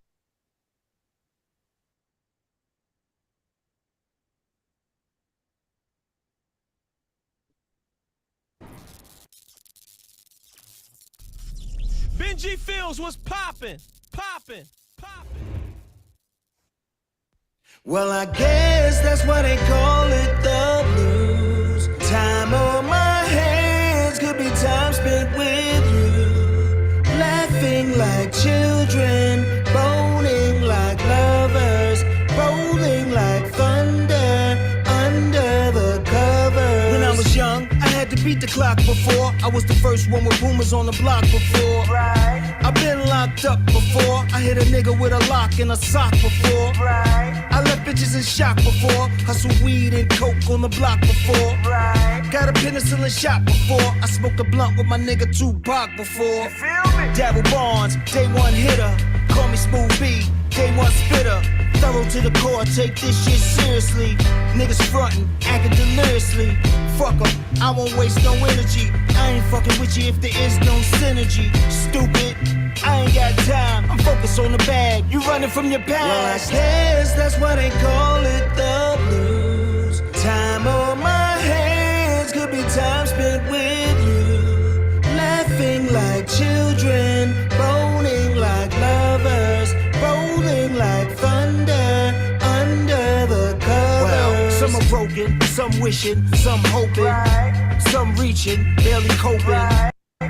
I dream with my eyes open, I'm a lion, no poking, no provoking. I could come out this cage in a rage, but I'd rather engage on a stage.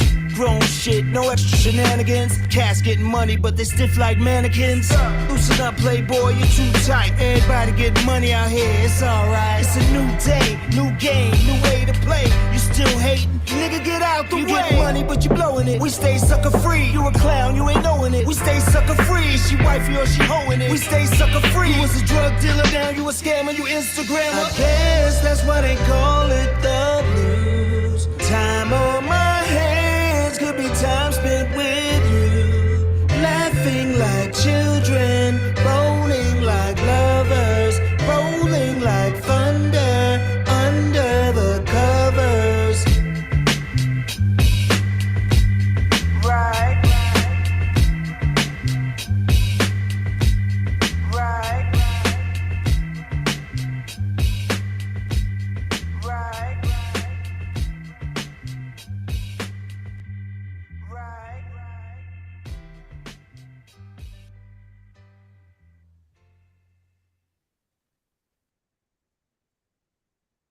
Right, right. To be continued. Yeah. What's going on, sir? You know something,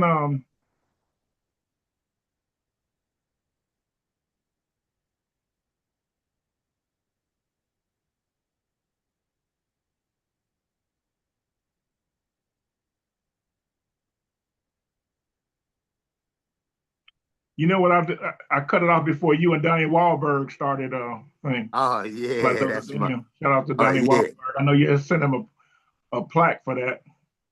Yes. Yep. But Oh man, yeah, that's my brother, man. you know, part of that story is that, you know, back in the day, let me just take you all the way back. Okay. All the way back. Okay. Yes. So I knew of course, you know, Russell Simmons, you know, when he started Def Jam, Andre Harrell, back when he was Dr. Jekyll, Mr. Hyde. I don't know if you're old Yeah. enough to remember that. Oh yeah, yeah, yeah. Jekyll and Definitely. Hyde. Then he was the vice president of Rush Communications. And Mm-hmm. then Russell went on to start Def Jam with Rick Rubin, and Andre Harrell went on to start Uptown with Mary J. Blige, Jodeci, Al B. Sure, Heavy D, and all other people, right? Yeah. So the crazy part was that I was working with Def Jam very closely back in the day. Mm-hmm. And when you was on Rush Associated label with your Mm-hmm. song in '92, I was Yes. like, okay. And I went and found my plaque, sent you a picture of it, and say, look, I was doing you and the record went #1 in '92. So down here it is 28 years later in 2020, number Yes. one again.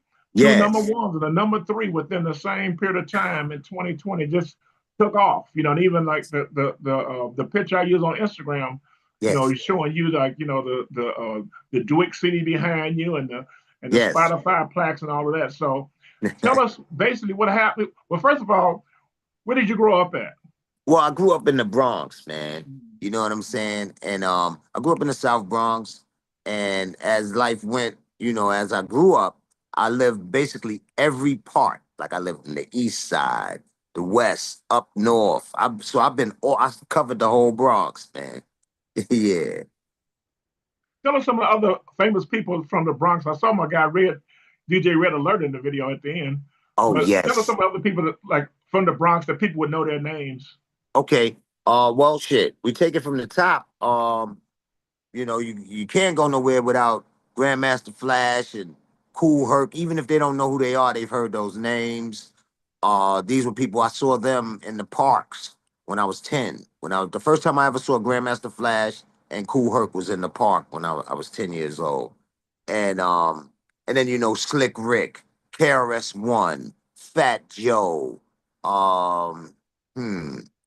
Man, you know what I'm saying? The list goes on. Shit, these days, Ice Spice is from the Bronx. Cardi B, she from the Bronx. Um, Let me see. I mean, I can name the names of the old school cats. You know, the pioneers, J-Lo. the Fantastic Romantic Five MCs, Cold Crush Brothers, Grandmaster Caz, and oh my God, Busy Bee, and man, so That's many. what I'm looking for the old KRS-One. names. I'm not looking for none of these new KRS-One. people. Curtis Blow. Oh, let's go then. Yeah. Curtis Blow, uh, KRS-One. KRS-One. Yep, I mentioned KRS. I said Slick Rick. Let's see. Okay, I we thought got. Slick Rick was from the UK or something, the way he rapped.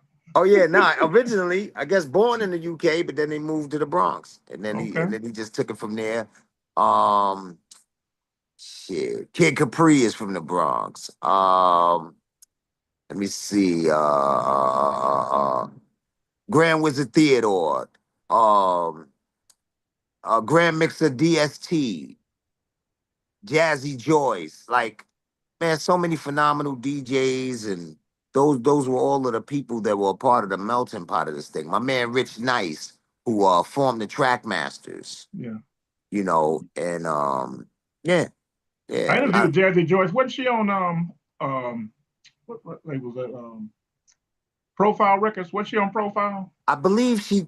Yeah. I Well, interviewed her. see, Jazzy, how I first met Jazzy was with this guy named WizKid. So you had the Soul Sonic Force, you know, you had Africa Bambaataa and the Zulu Nation, and then you had the Soul Sonic Force, and they made a song called "Play That Beat," and she was on that, you know, and WizKid used to, you know, she was under his tutelage, and the guy WizKid actually did my first demo.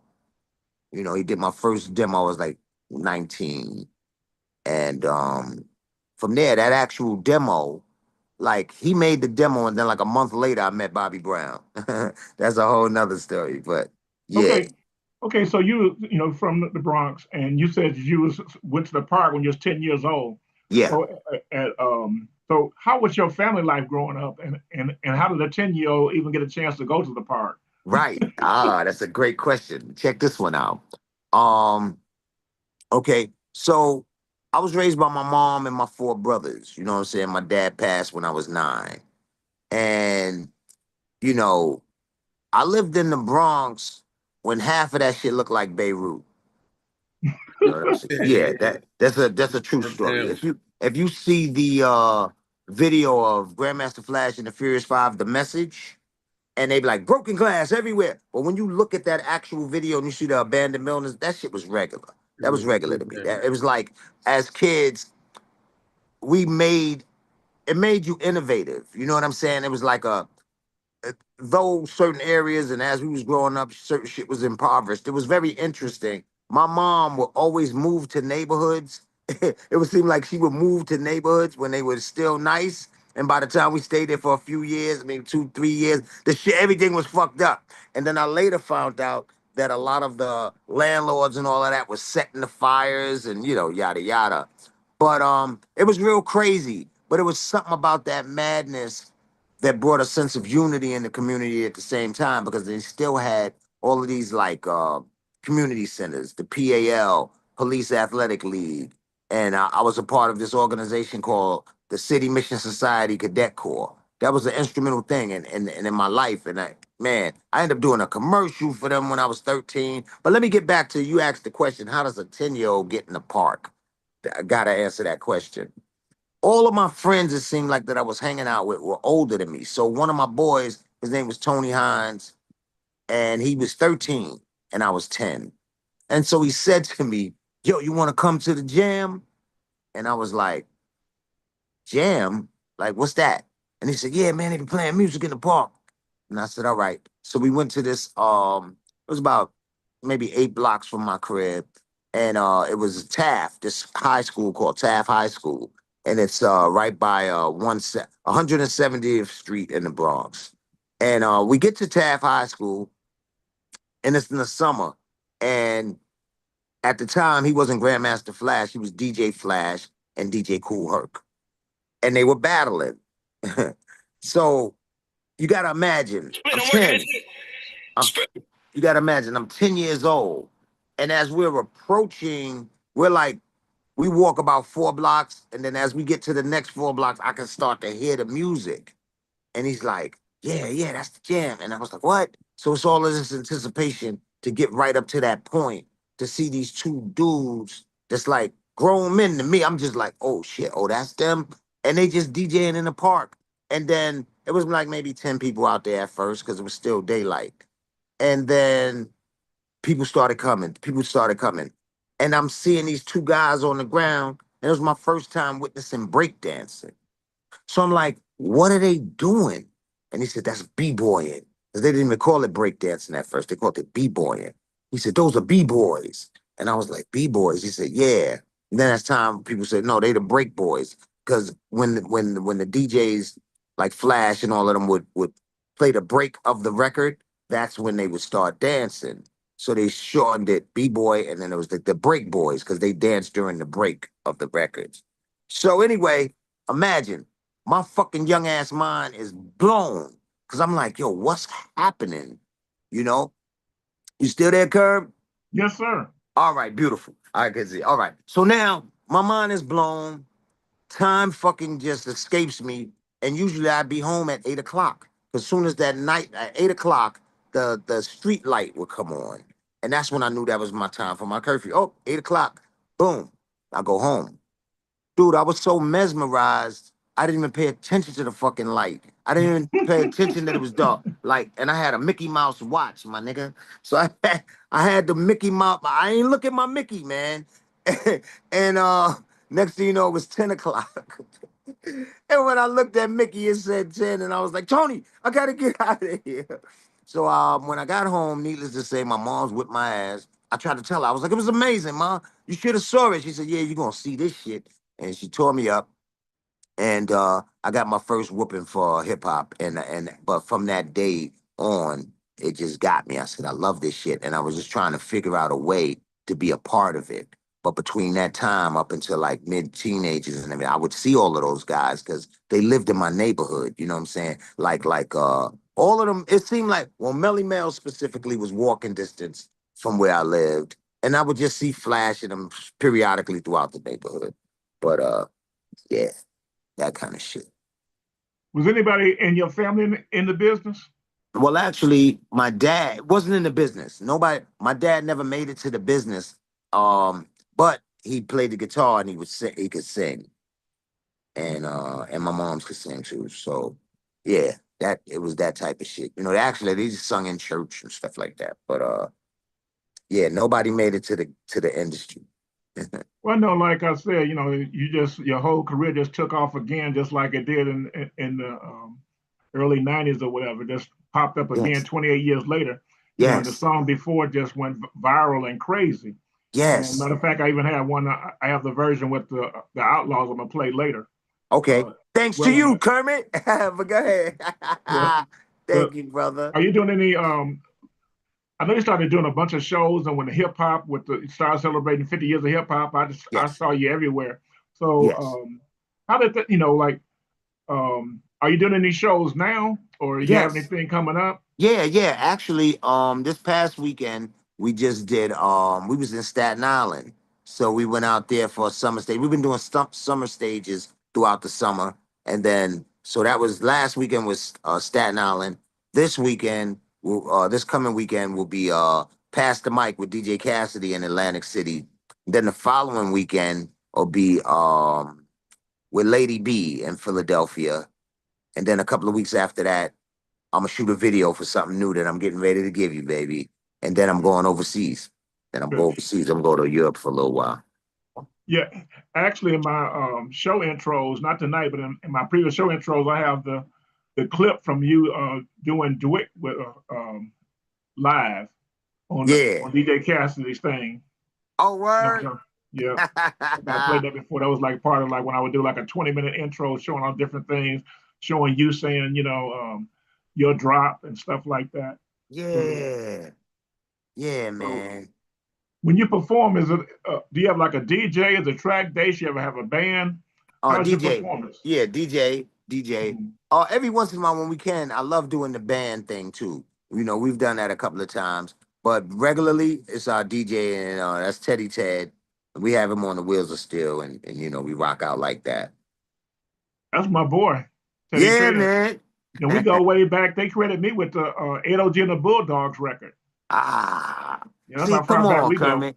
Come on, Kermit, man. You a cold motherfucker, Kermit. Yeah, he said, they didn't have a lot of money, but they gave me this plaque or whatever. He said, you're one of the few people that got one of these or whatever. And I really appreciated that. I mean, it wasn't like the huge Def Jam, nothing like that, but it meant a lot that they, that Teddy Ted and his partner was like telling me how important I was on the record, being broken.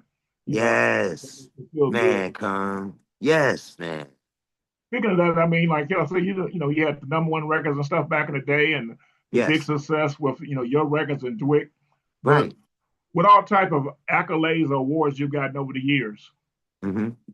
Say it one more time. What type of awards and accolades have you gotten over the years? Mainly, the plaque game. My plaque game is strong. And just like maybe like different little independent type of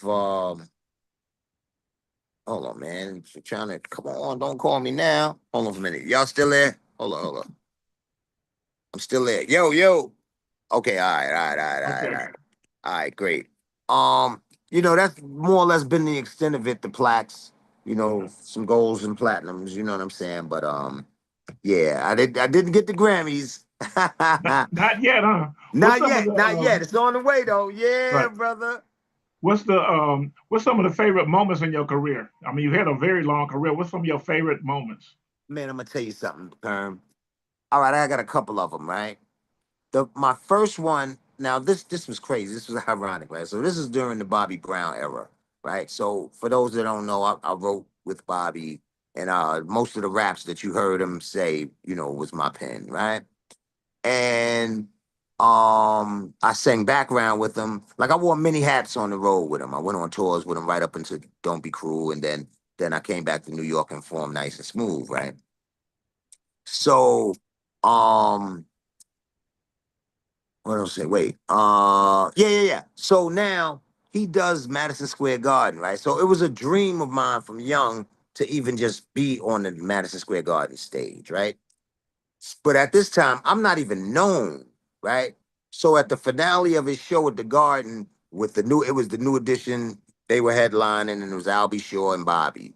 So everybody loved Bobby because he was rap friendly, you know what I'm saying? All the hip hop. So at the for the finale, everybody was on stage. LL, Kane, Cool G Rap. I think Rakim was there too. And there was just so many people. It seemed like everybody in hip hop at that time, right?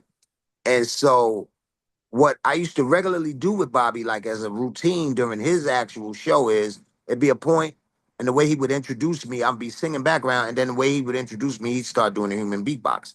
Bobby could do the beatbox well, so he started doing the human beatbox, and I would come out and rhyme. I fine. So everybody's rhyming, just Ice. Everybody. I'm like, oh, this is crazy. So after a point, I'm looking over at Bob, like, yo, give me that mic, man. Right? So one thing led to another. So he's zoning out with everybody. And then he looks, oh shit, let me hook Smooth up. So he passes me the mic and he starts doing a human beatbox. Man, this is a hungry Smooth you talking about. You know what I'm saying? And I hit them motherfuckers with about 100 bars. And the crowd reacted. They started cheering and clapping. And that was more than an inspiration for me. One, it was a dream come true that I could even rap on the stage, but I didn't have a record out. But to have that reaction of that crowd on a Madison Square Garden stage was like enough to take me to the moon, And so because it was the Garden. But then after that, my vision and dream, I had two more. I had to do the Apollo and I had to do Soul Train. Those was very important to me. Everybody grew up on Soul Train, and the Apollo is the Apollo. So I got a chance to sell the Apollo out quite a few times and headline, but started from the ground up, being an opening act, getting 10 minutes on stage, and the next thing you know, I'm headlining. You know what I'm saying? So it was that whole experience, and then to do Soul Train with Don Cornelius, man. I was like, I literally, when I got on that stage, I'll just give y'all a fun fact. Anybody that ever been on that stage, they'll attest to what I'm saying. The stage is mad slippery.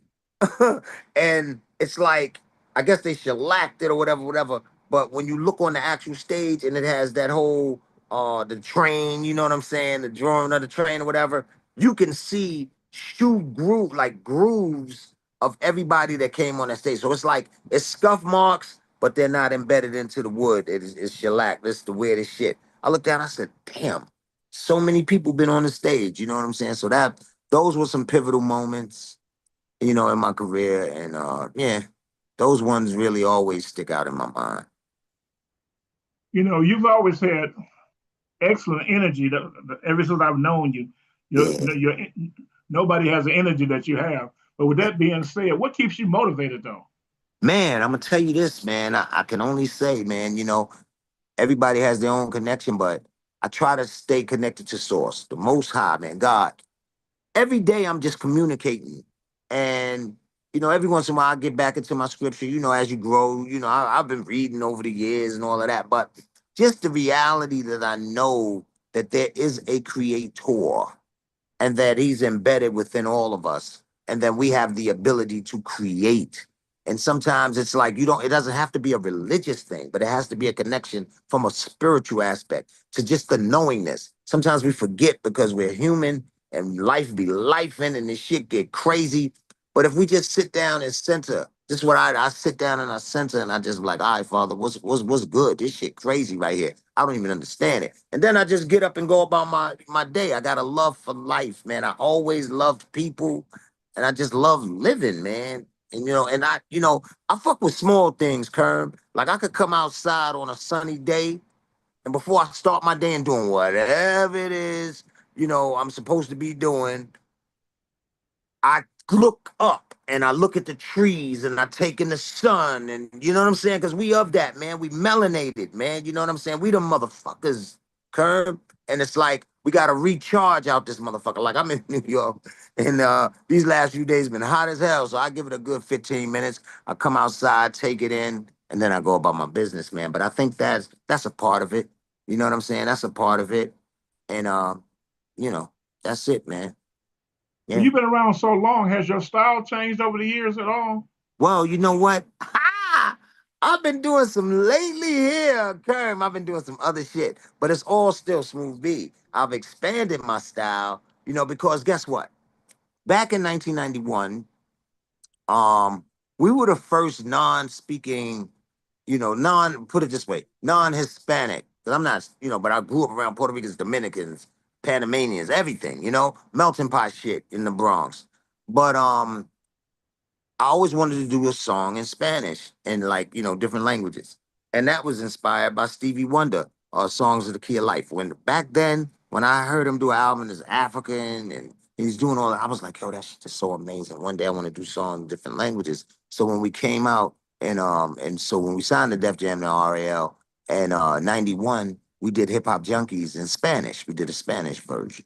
And I think, you know, not think, but at that time we were a little ahead of our time. And so, because everybody was, every time, you know, a lot of times with different concepts or whatever, we would come in a label and they were like, what the fuck? Why you singing? You know, and they would question our shit. And, you know, because we sung on a lot of the hooks. And that was a transition at that time. You know, everybody, all of the rock, if you look back, a lot of the songs before we came out, the hooks were taken from the voices or a verse from what the rapper said.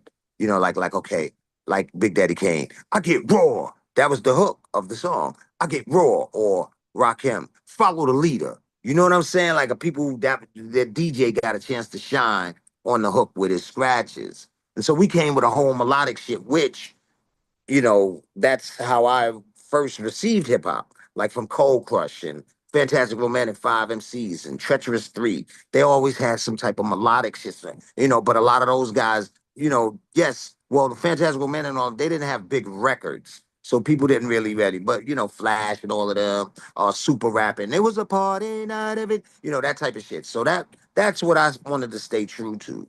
And so, but by the time we got to Def Jam, they was looking at us like, what the fuck is you talking about? So I remember when we did it in Spanish and we did a Spanish video, I said, yo, man, we did it in Spanish. And I was all excited. And Russell was like, why, nigga? And I was like, because it's a big market, motherfucker. Like, put all you gotta do is send this shit to Puerto Rico. And you know, you know, and so they just was looking at us like we was crazy. But all that to say, you know firsthand. You saw that I did before in Spanish. So Yeah, I I was did gonna say that. yeah. So I'm still carry on to the traditions that I felt and I hold dear to heart. So this new stuff, man, Kermit, man, I love you, brother. I ain't never lied to you. You're gonna get a kick out of this new shit your boy been cooking. Because you know, as you know, life has been life and for me and for everyone. And so I've had some heavy losses over the last couple of years. A lot of people that were pillars in my life.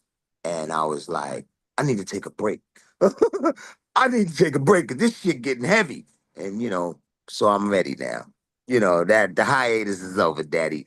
But you gonna like some of this new stuff, man. Well, Fun. speaking of Spanish, like you said, we had a Spanish version of before, and that was part of success. What people didn't realize when we were breaking the record, what I did was you know, and Essence helped me a lot, but we sent the Spanish version to all the Latin stations.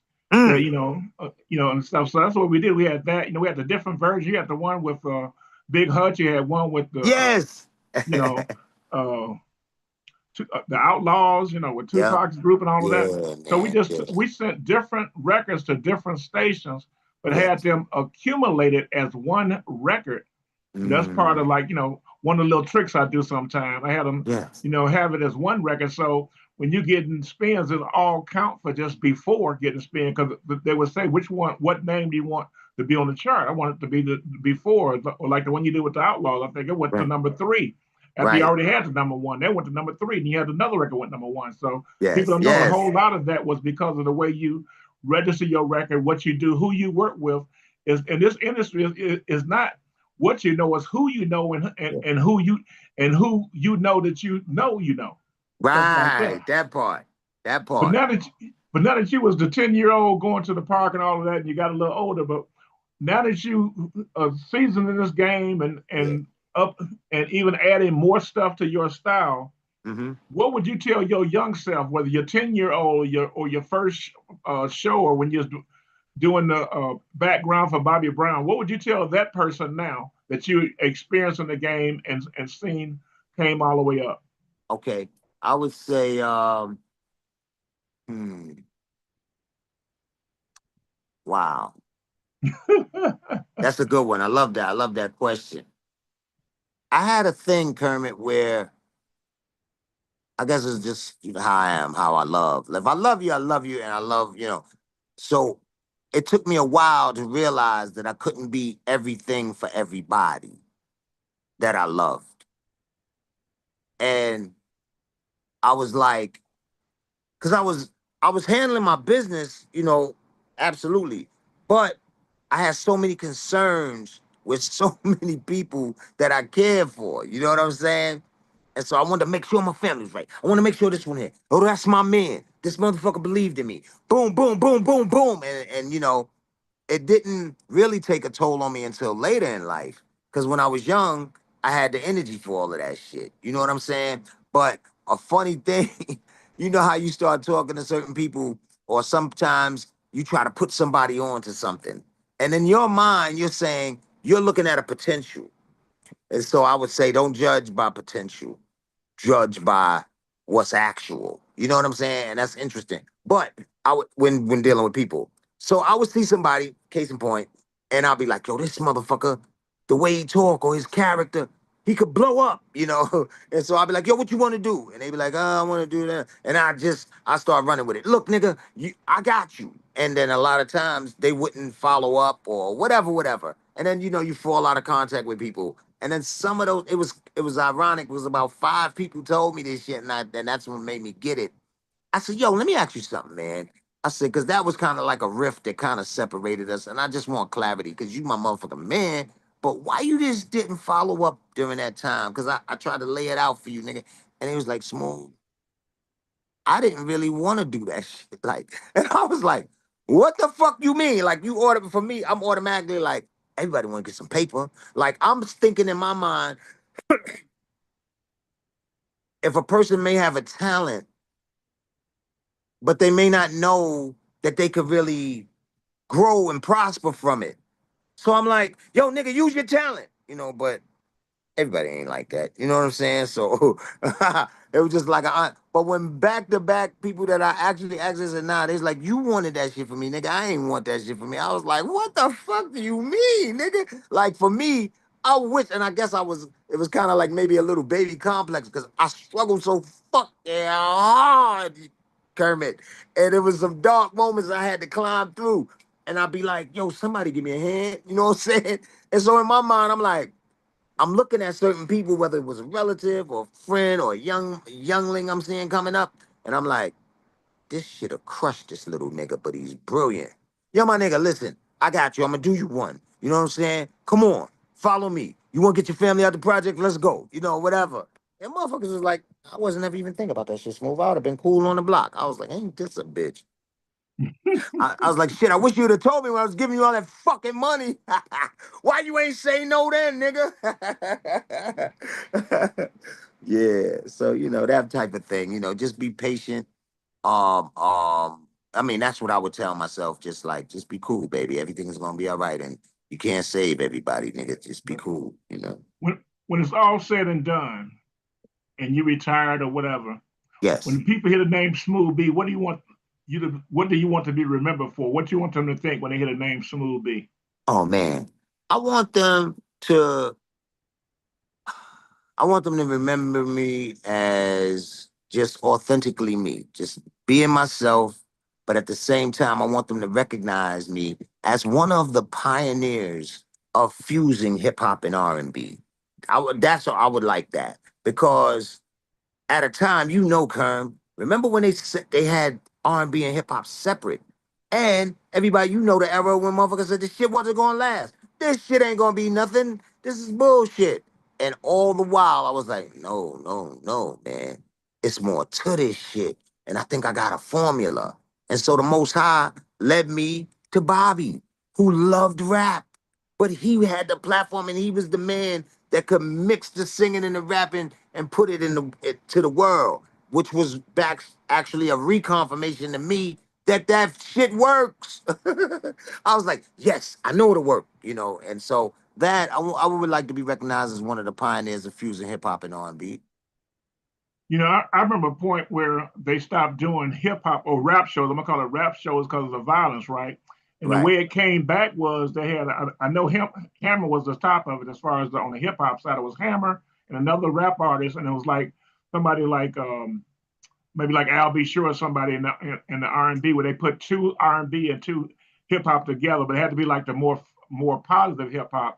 That's what brought it back to where people would do hip hop shows when it had stopped. I forgot what made it stop, but like I said, Hammer helped bring it back. Yeah, you know what I'm saying? Because, come on, man. It's all music, Go ahead. I know you I know you had told me before that, when Tupac passed, he was getting ready to, put a record on y'all on his label and stuff. Yeah. But, that obviously didn't happen. And you did hook up with the Outlaws, which I'm gonna play that in a second. Beautiful. But are there any new artists that you'd like to work with us out here now? The shit is so crazy, to be honest, Kurt. Like a lot of the new cats, I just been blessed to have. I got some new cats that nobody knows. So I'm actually working with them, but in terms of like somebody new that I would like to work with K Dot. He's cold. That's a cold motherfucker right there. Also, I like Bruno. I like to work with Bruno Mars. And of course, it's like long overdue because I know Pharrell for years. We go way back, but I haven't seen him, I like to work with Pharrell. And yeah, there it is. More or less. Okay, well, I'm gonna put your Instagram in the chat in a second here. And I'm gonna go ahead and play this other version that we have of your song. Yeah. Let me make sure I go to it. I got so many things open here. Gotcha.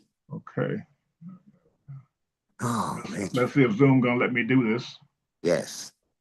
And not kick me out. Yeah.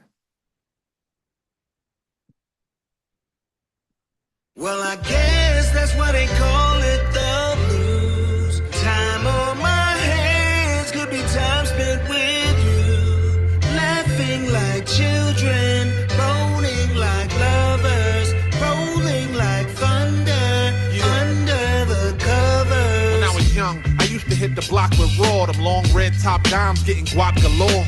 Legendary status, I was born an outlaw. Plus I'm nice with the dice, put your money on the floor. CeeLo nights, 4, 5, 6 on the block with the boombox bumping the whip. Hip hop junkie like my OG Smooth B. Still spitting this for the spirit of Machiavelli. Yaki Gaddafi and Fatal Hussein. Young Noble, I specialize turning pain into champagne. We shine on the darkest days with a target on my back cause I'm young, black and amazing. No weapon formed against me shall raise me.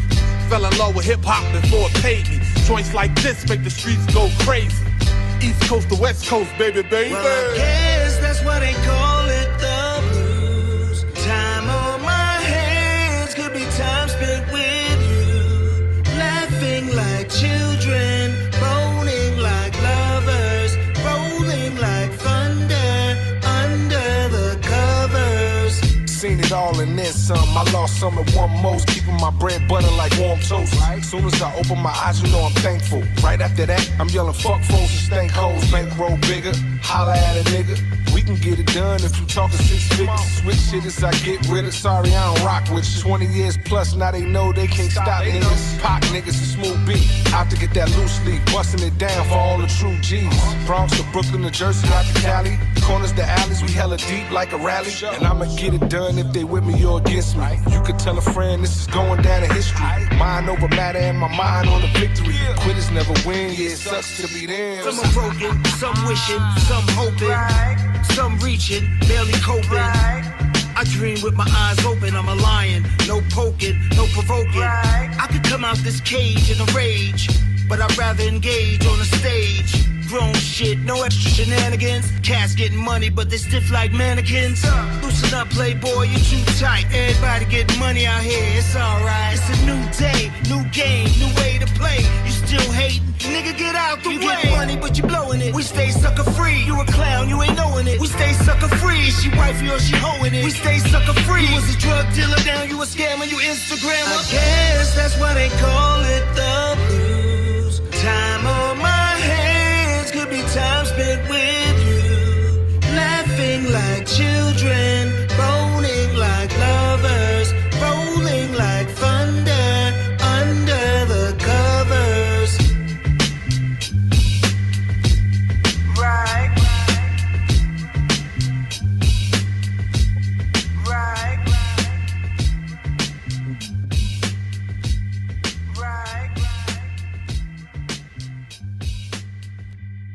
Right.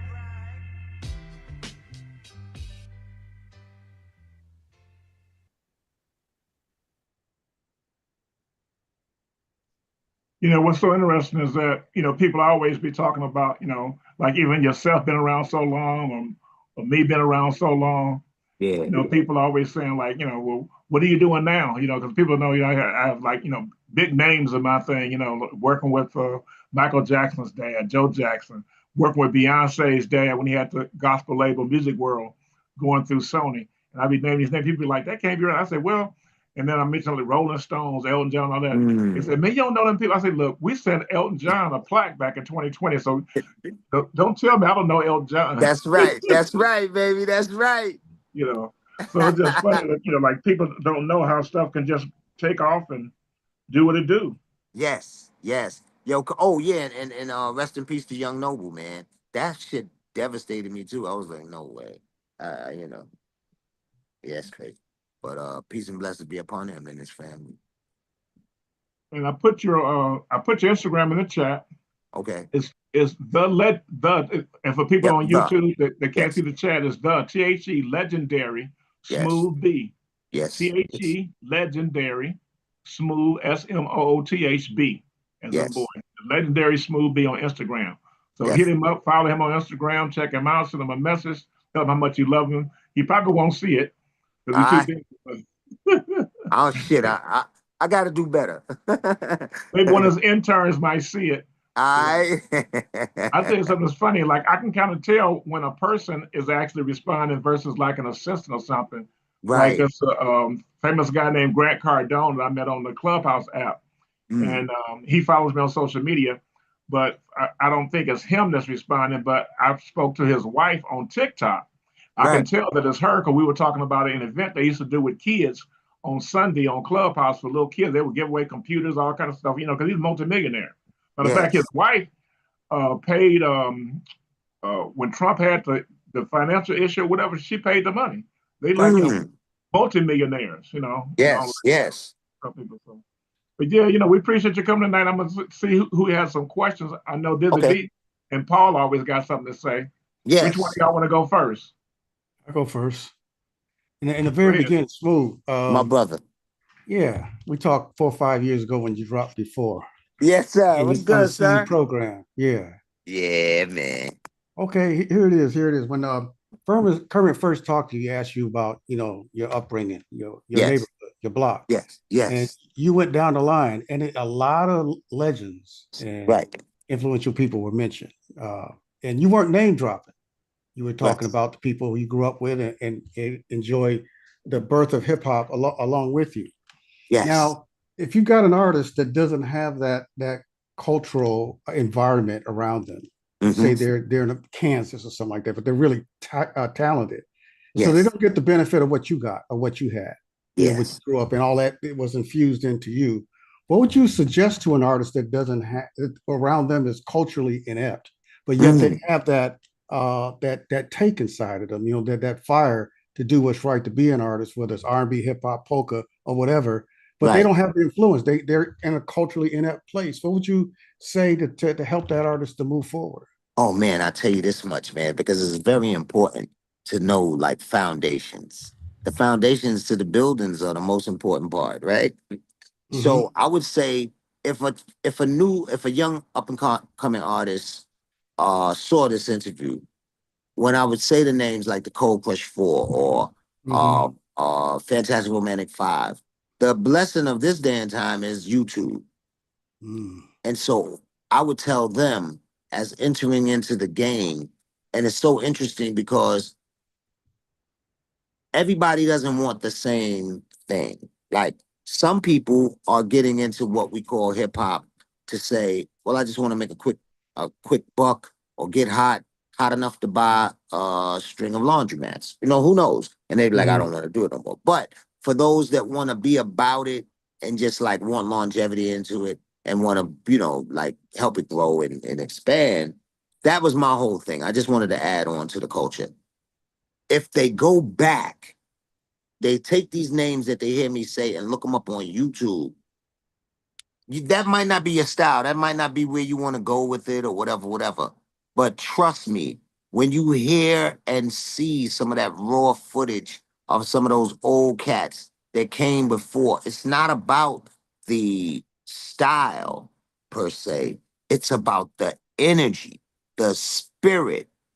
And what you take that with you and add it into whatever it is you're doing, because you can't lose when you do that. It's like when you go back to the foundation, that's like any new dope DJ.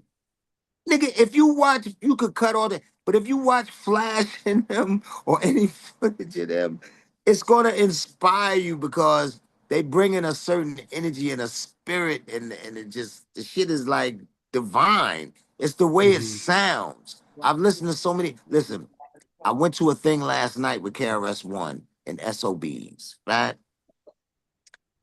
This shit was so crazy because this brother named Cash Money. Now, some people know him a lot. You know, a lot of people, of course, know him. But Cash Money, he's out of Philly, DJ Cash Money. I'm saying all that to say there's certain DJs that the way they do what they do, I label them like extraterrestrials. And Jazzy Jeff is an extraterrestrial. There's the shit you see him do on turntables and the way he makes it sound and the feeling that come through them speakers when he's on that motherfucker is another level. Well, Cash Money is the same way. And they both grew up in Philly. Man, he got on last night, so I had some youngins around me, and they was like, yo, who's this cat? And I was like, oh, no, this motherfucker, y'all in for a treat. I said, watch. I said, that's DJ Cash Money. And they're like, dude, I said, listen. And when he got the DJ, they were like, oh, shit, did he just blend that like that? Yo! I was like, that's incredible, right? So, you know, that's what I would say to anybody coming into the game. That's how, if you're in those obscure places, do that. Use the YouTube and whatnot to your advantage. And guess what? Being in those obscure places, you're not distracted. You won't be distracted. So it's a win-win. You know what I'm saying? And you'll be able to take in the whole essence of what's going down. Okay. Appreciate that. Yeah, man. Definitely. And see you when you come back. Yes, sir. Will do.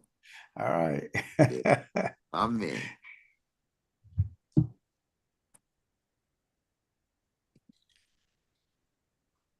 But they don't say shit, I'm gonna ask you something else.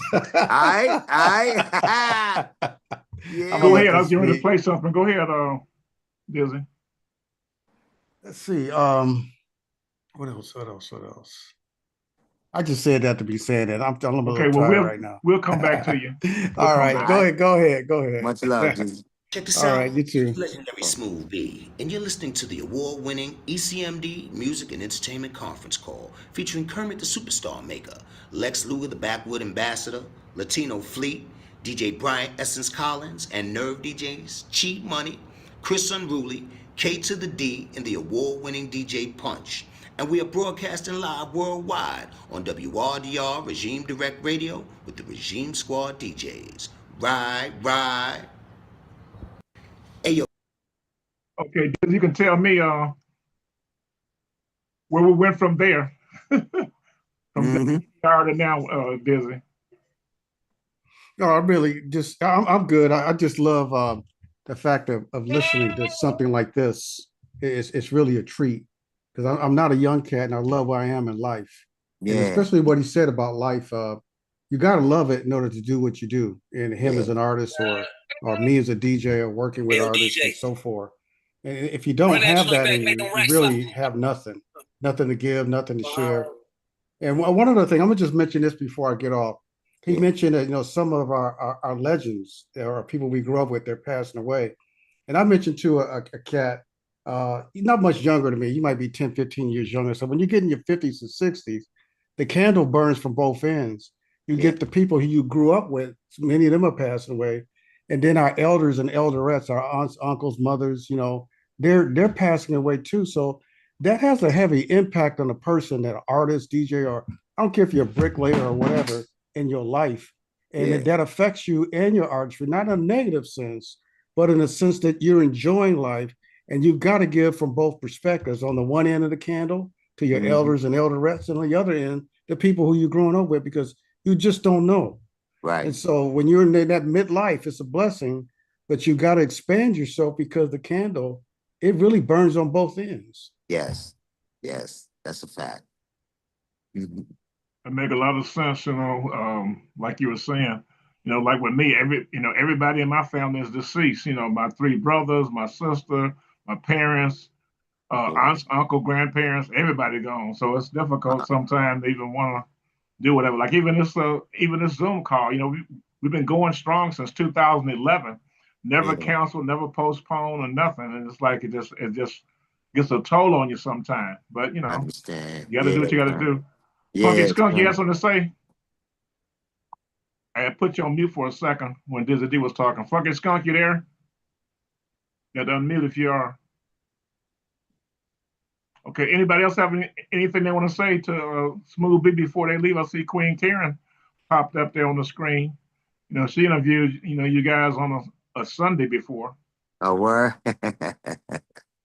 I always think about you. When I think about you, I think about Big Eye God, Yeah, man. And I think Yeah. about the interview How I you feel, did. sis? Yes. The interview I did, and I had talked to him about doing an interview about him.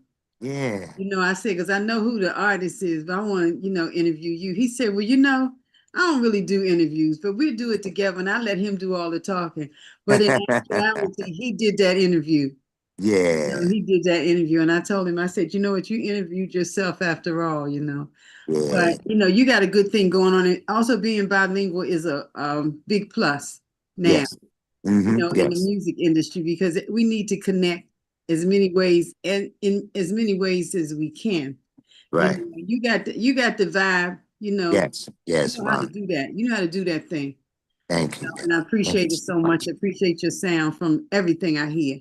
And Man. Bronx, I know a lot about the Bronx and a little girl, because my aunt, she had a beauty parlor. I used to be there all the time with her, and where the window was, it was down in the basement where the shop was, and you could see people's feet as they go by. So whose shoes were who and stuff like that. Standing not too far from them, they started talking. Next thing you know, they'd be singing, and you could see them, they're patting their feet, singing and stuff like that. So I remember New York's a great thing, but you got a good sound, you got a good thing going, and I appreciate you sharing it with me, with everybody. Yes, thank you. Listen, man. 2025, I tell everybody, 2025, you don't do your thing and get paid, you ain't meant to have nothing, so you can go lay down. Right. You got to get it. Yeah, you got to get it in, man. Do your shit, nigga. Yes, Queen. Yeah. Definitely, man. Thank you, man. I love y'all, man. Y'all have, openly received me, man, and we family, man. And it's like, I appreciate y'all so much. And I'm gonna make you proud. I got some more shit for you. Oh yeah. I got you.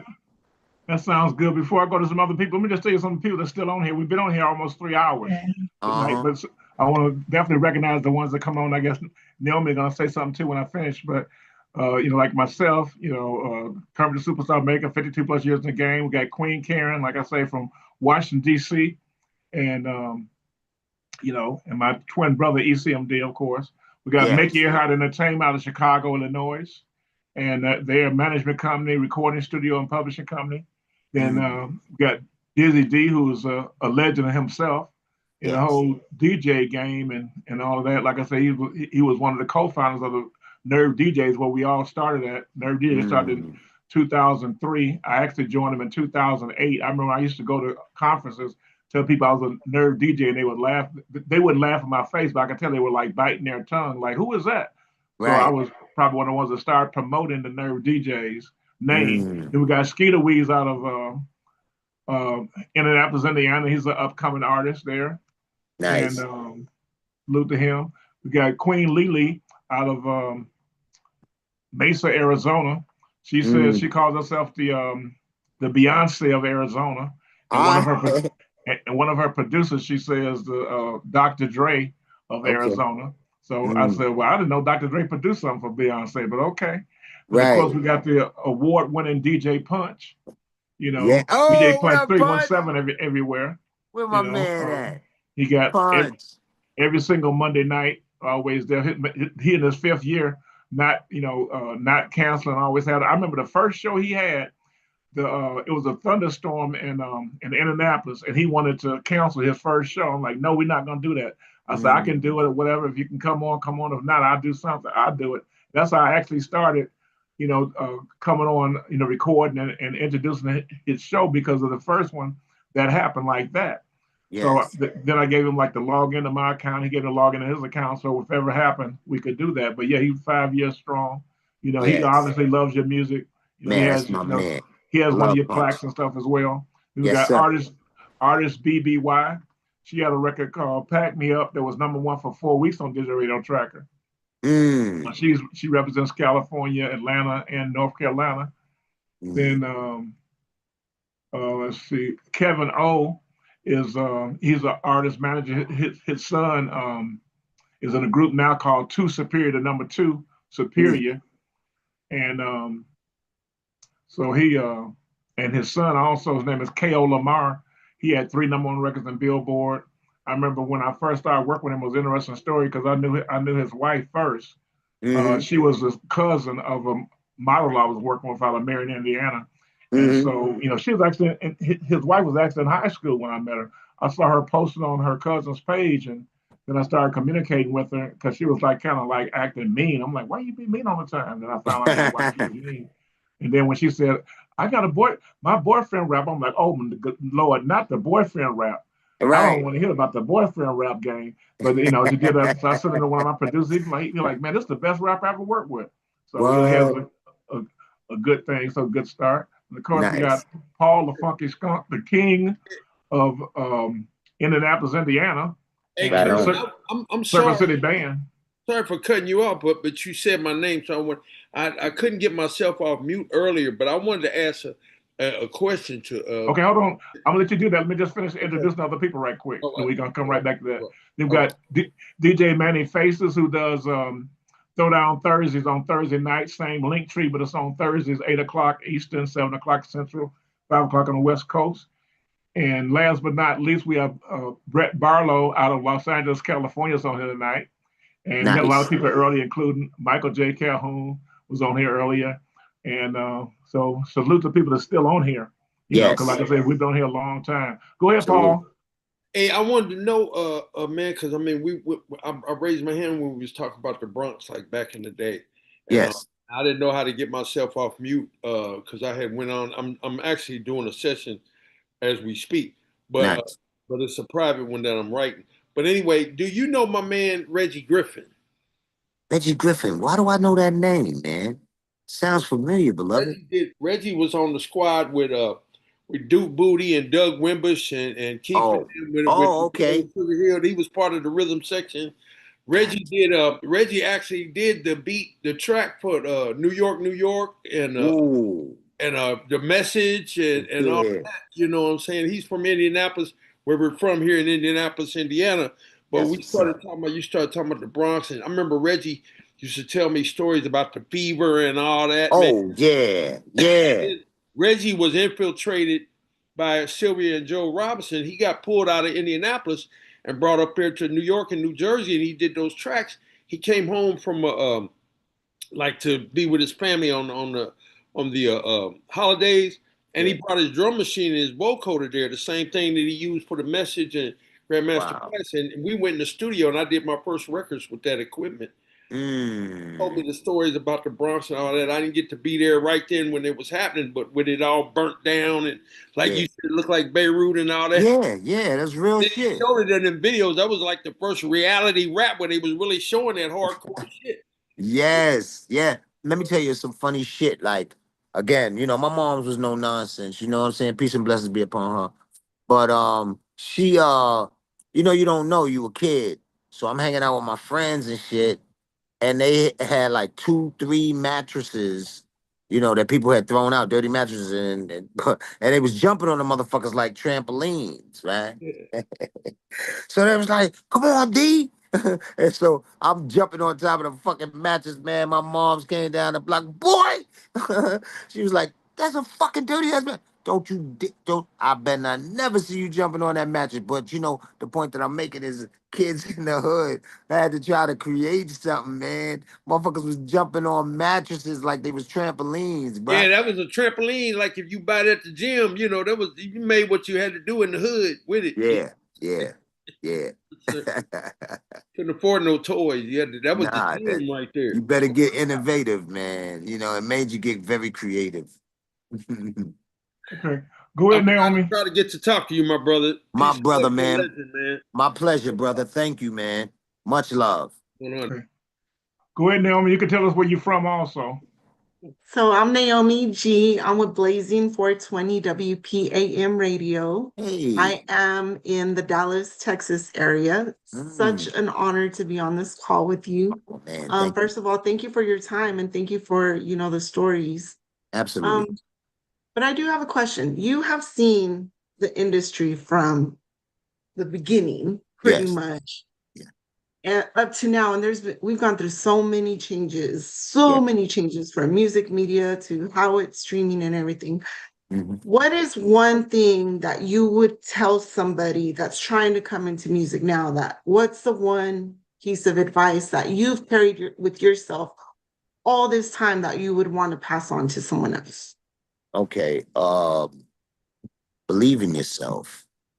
Believe in yourself to the point where, see, the whole process is like getting to know yourself.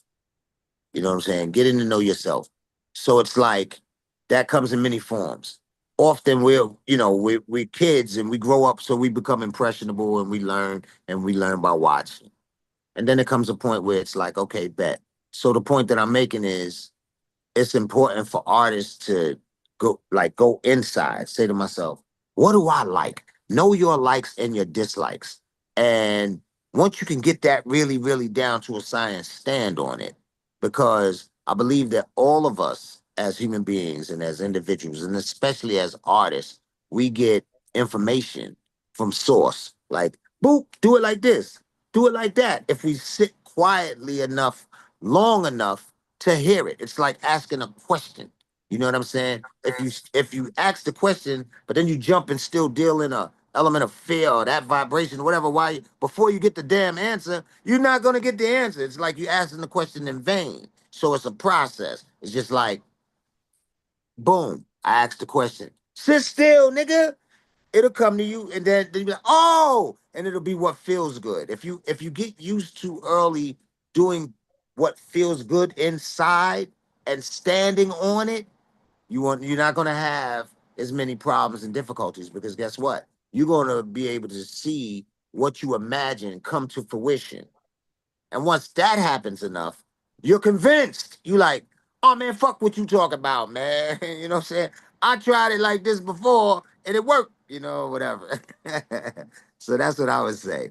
Find out what you like at your core and what you on. You know what I'm saying? And then surprise you ask questions, you gotta get out and I say you gotta be in it to win it, and you gotta get out there, man. Fear is a hindrance, you know what I'm saying? Fuck that shit.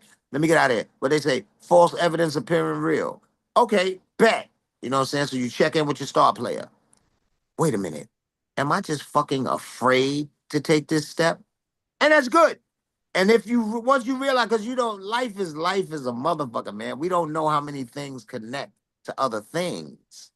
And so, they have that, they say triggers. This shit could be a trigger. Sit with yourself. am I afraid to take this next step to get this motherfucking money? Or am I afraid to go down there? I'm afraid of rejection? And once you realize, oh shit, that was fear. All right, let me go face that shit. Fuck that. I'm going to do it. And do it, B. I really like that answer. That's probably one of the realest answers I've gotten from anybody that I've asked that. Oh, So with beautiful, that man. said, Yeah. Mhm. where would you like the music industry to go now? Because it seems like we're kind of like at a fork in the road right now with everything that's gone on. Where would you like to see the industry go? I mean, I tell you what, because this industry is just like I don't say, it's on a ride of its own, in a sense. What I would say is, because they make it like this big thing that controls everything, that's bullshit. The industry wouldn't be what the industry is if it wasn't for artists. Okay, so the art has to dictate it, but through the technology, it's like you got to use the shit to make things better. It's what we've been given. So you got to use the tools that you've been given to add on. Just take don't take it for face value that, like, in other words, okay, real quick. I've been through this shit where, remember, I was telling you how I watched the beginnings of hip hop. I was fortunate enough to watch it. And back then, there were rules that were set in place. So it was like, if you sound too much like somebody else, they call that biting, right? And you come to do a show, they boo your ass. You understand? And people used to, from break dancers to rappers, there's lots of stories. People might not tell the stories, but I've seen it with my own eyes, where cats would go to other neighborhoods, and the battles would turn into fights if one party didn't totally agree that the other party was better. So it's like, because everybody was striving to make a name for themselves. So it was like, nah, this shit on my name, nigga. I don't think you beat me in that rhyme, nigga. Throw your hands up. So it was like, it was real crazy, right? However, it went back to the fact of authenticity was the key. So you had to just be yourself. You didn't have to rhyme like nobody. Some people had hard rhymes. Somebody had it, but as long as they were being themselves. So as you remember, they say the golden age or the late 80s and early 90s. You had Bismarck E, Public Enemy, KRS One, Slick Rick, Dana Dane, Run DMC. None of them sound alike. Fresh Prince. But everybody was dope, and they were authentically themselves, and the art form flourished. So what I would like to see from artists is just being yourself, doing you, believing in yourself, and that in and of itself will expand the horizons of the industry. You know? Thank you. You're welcome. Thank you for that. So it Absolutely. was really, really nice meeting you. We're gonna have to connect. I'm gonna hit you Yes. up. Yes. Following you on Instagram, so maybe Yeah, we you can got get me on some Instagram. interviews. Yeah, follow me up. Let's keep in touch. Plus, I got some new music for you. Yeah, looking forward to that. I So we're bet. gonna have to get that on the station. Absolutely. Absolutely. Okay. Thank you, Naomi. Anybody else before Thank we let you. Smooth B get out of here tonight? I see Kevin O got his hand up. What's up, Kevin O? Salute to you, Quadruple OG. Thanks for having me tonight. And it's an honor, Smooth B, man. Yes, sir. Thank you, Man, been listening to your music all my life, man. Being from Indiana, you know, we like kind of like on the island by ourselves, but there's a lot of talent here, and hip hop has just always been a part of this community, man. So, you know, I just want to reach out to you and congratulate you on your career. And, man, thank you, beloved. Man, hopefully I can meet you, man. Hopefully I can get out to Indiana and rock out, man. For You know what I sure, mean? for sure. This I call this James Dean country, man. You know, so James Dean was born here in Marion, Indiana. So they consider me the black James Dean. So Hey, talk your shit. That's what I'm talking about. James Dean on their ass, player. for sure. And I wanted to ask you, now there's an Indiana artist in the underground scene. You remember a name, Supernatural? Yeah. Yeah, he's from Marion. So Wow. Oh that's yeah, my that is homeboy. insane. That motherfucker's incredible. That's my brother. Yeah, he's Yeah, one. Supernatural is supernatural. Yeah, he's one of the best, man. Yes, Appreciate yes. it. For sure. That's what I'm talking about. But I just want to reach out to you, man. I ain't gonna hold you. I want you to just reach out to you, man, and we'll link up. I see you on Instagram, and we'll Okay. link up. And let me know when you hit me or whatever, tag me, say, yo, it's me, nigga, or DM me so I know, from your IG who you are. You know what I'm saying? Right on, for sure. You let him know you talked to him on this call. Let him know you talked to him on this call and that you're from Marion, Indiana. Anybody else want to say anything before we let him get out of here tonight? Okay. Well, thank you for coming, sir. It's actually midnight on the East Coast, 12:05. Yeah, I'm Appreciate here, you being man. here, and we'll get back to you soon. And we're going to get a hold of all your new stuff and help you promote your documentary and all that stuff. Oh, We're man. here for you. Yes, we are here man. for you. Oh, thank you so much. And I love y'all, man. So, I'm here for it all, man. Anytime, I'm a phone call away, Kern. Yeah. So thank everybody for coming tonight. Yes. And we out of here. I bet. Next show in 2 weeks if I decide to do it. All What you say, Naomi? Have a good evening. Thanks for having us. Oh, yes. All right. See All right, y'all next y'all. time. I forget. Well, let me see. Tomorrow, Wednesday, you got DigiWax during the afternoon. You got Come Clean Maverick and Wednesday evening. Got Throwdown on Thursday. I got something new I'm gonna start doing on Fridays on Zoom where I'm gonna just play a lot of new music on Fridays for like about an hour or so. It's actually on the link tree. I actually have it on the link tree, but I haven't actually done it yet. But thanks again, Smooth B, and we out of here. All right, love, baby. We out. Hair Grease, Soul Train, Live at the Apollo. Yes. Yes. Peace, Hair Grease. Yes, my brother. Train. So good night, everybody.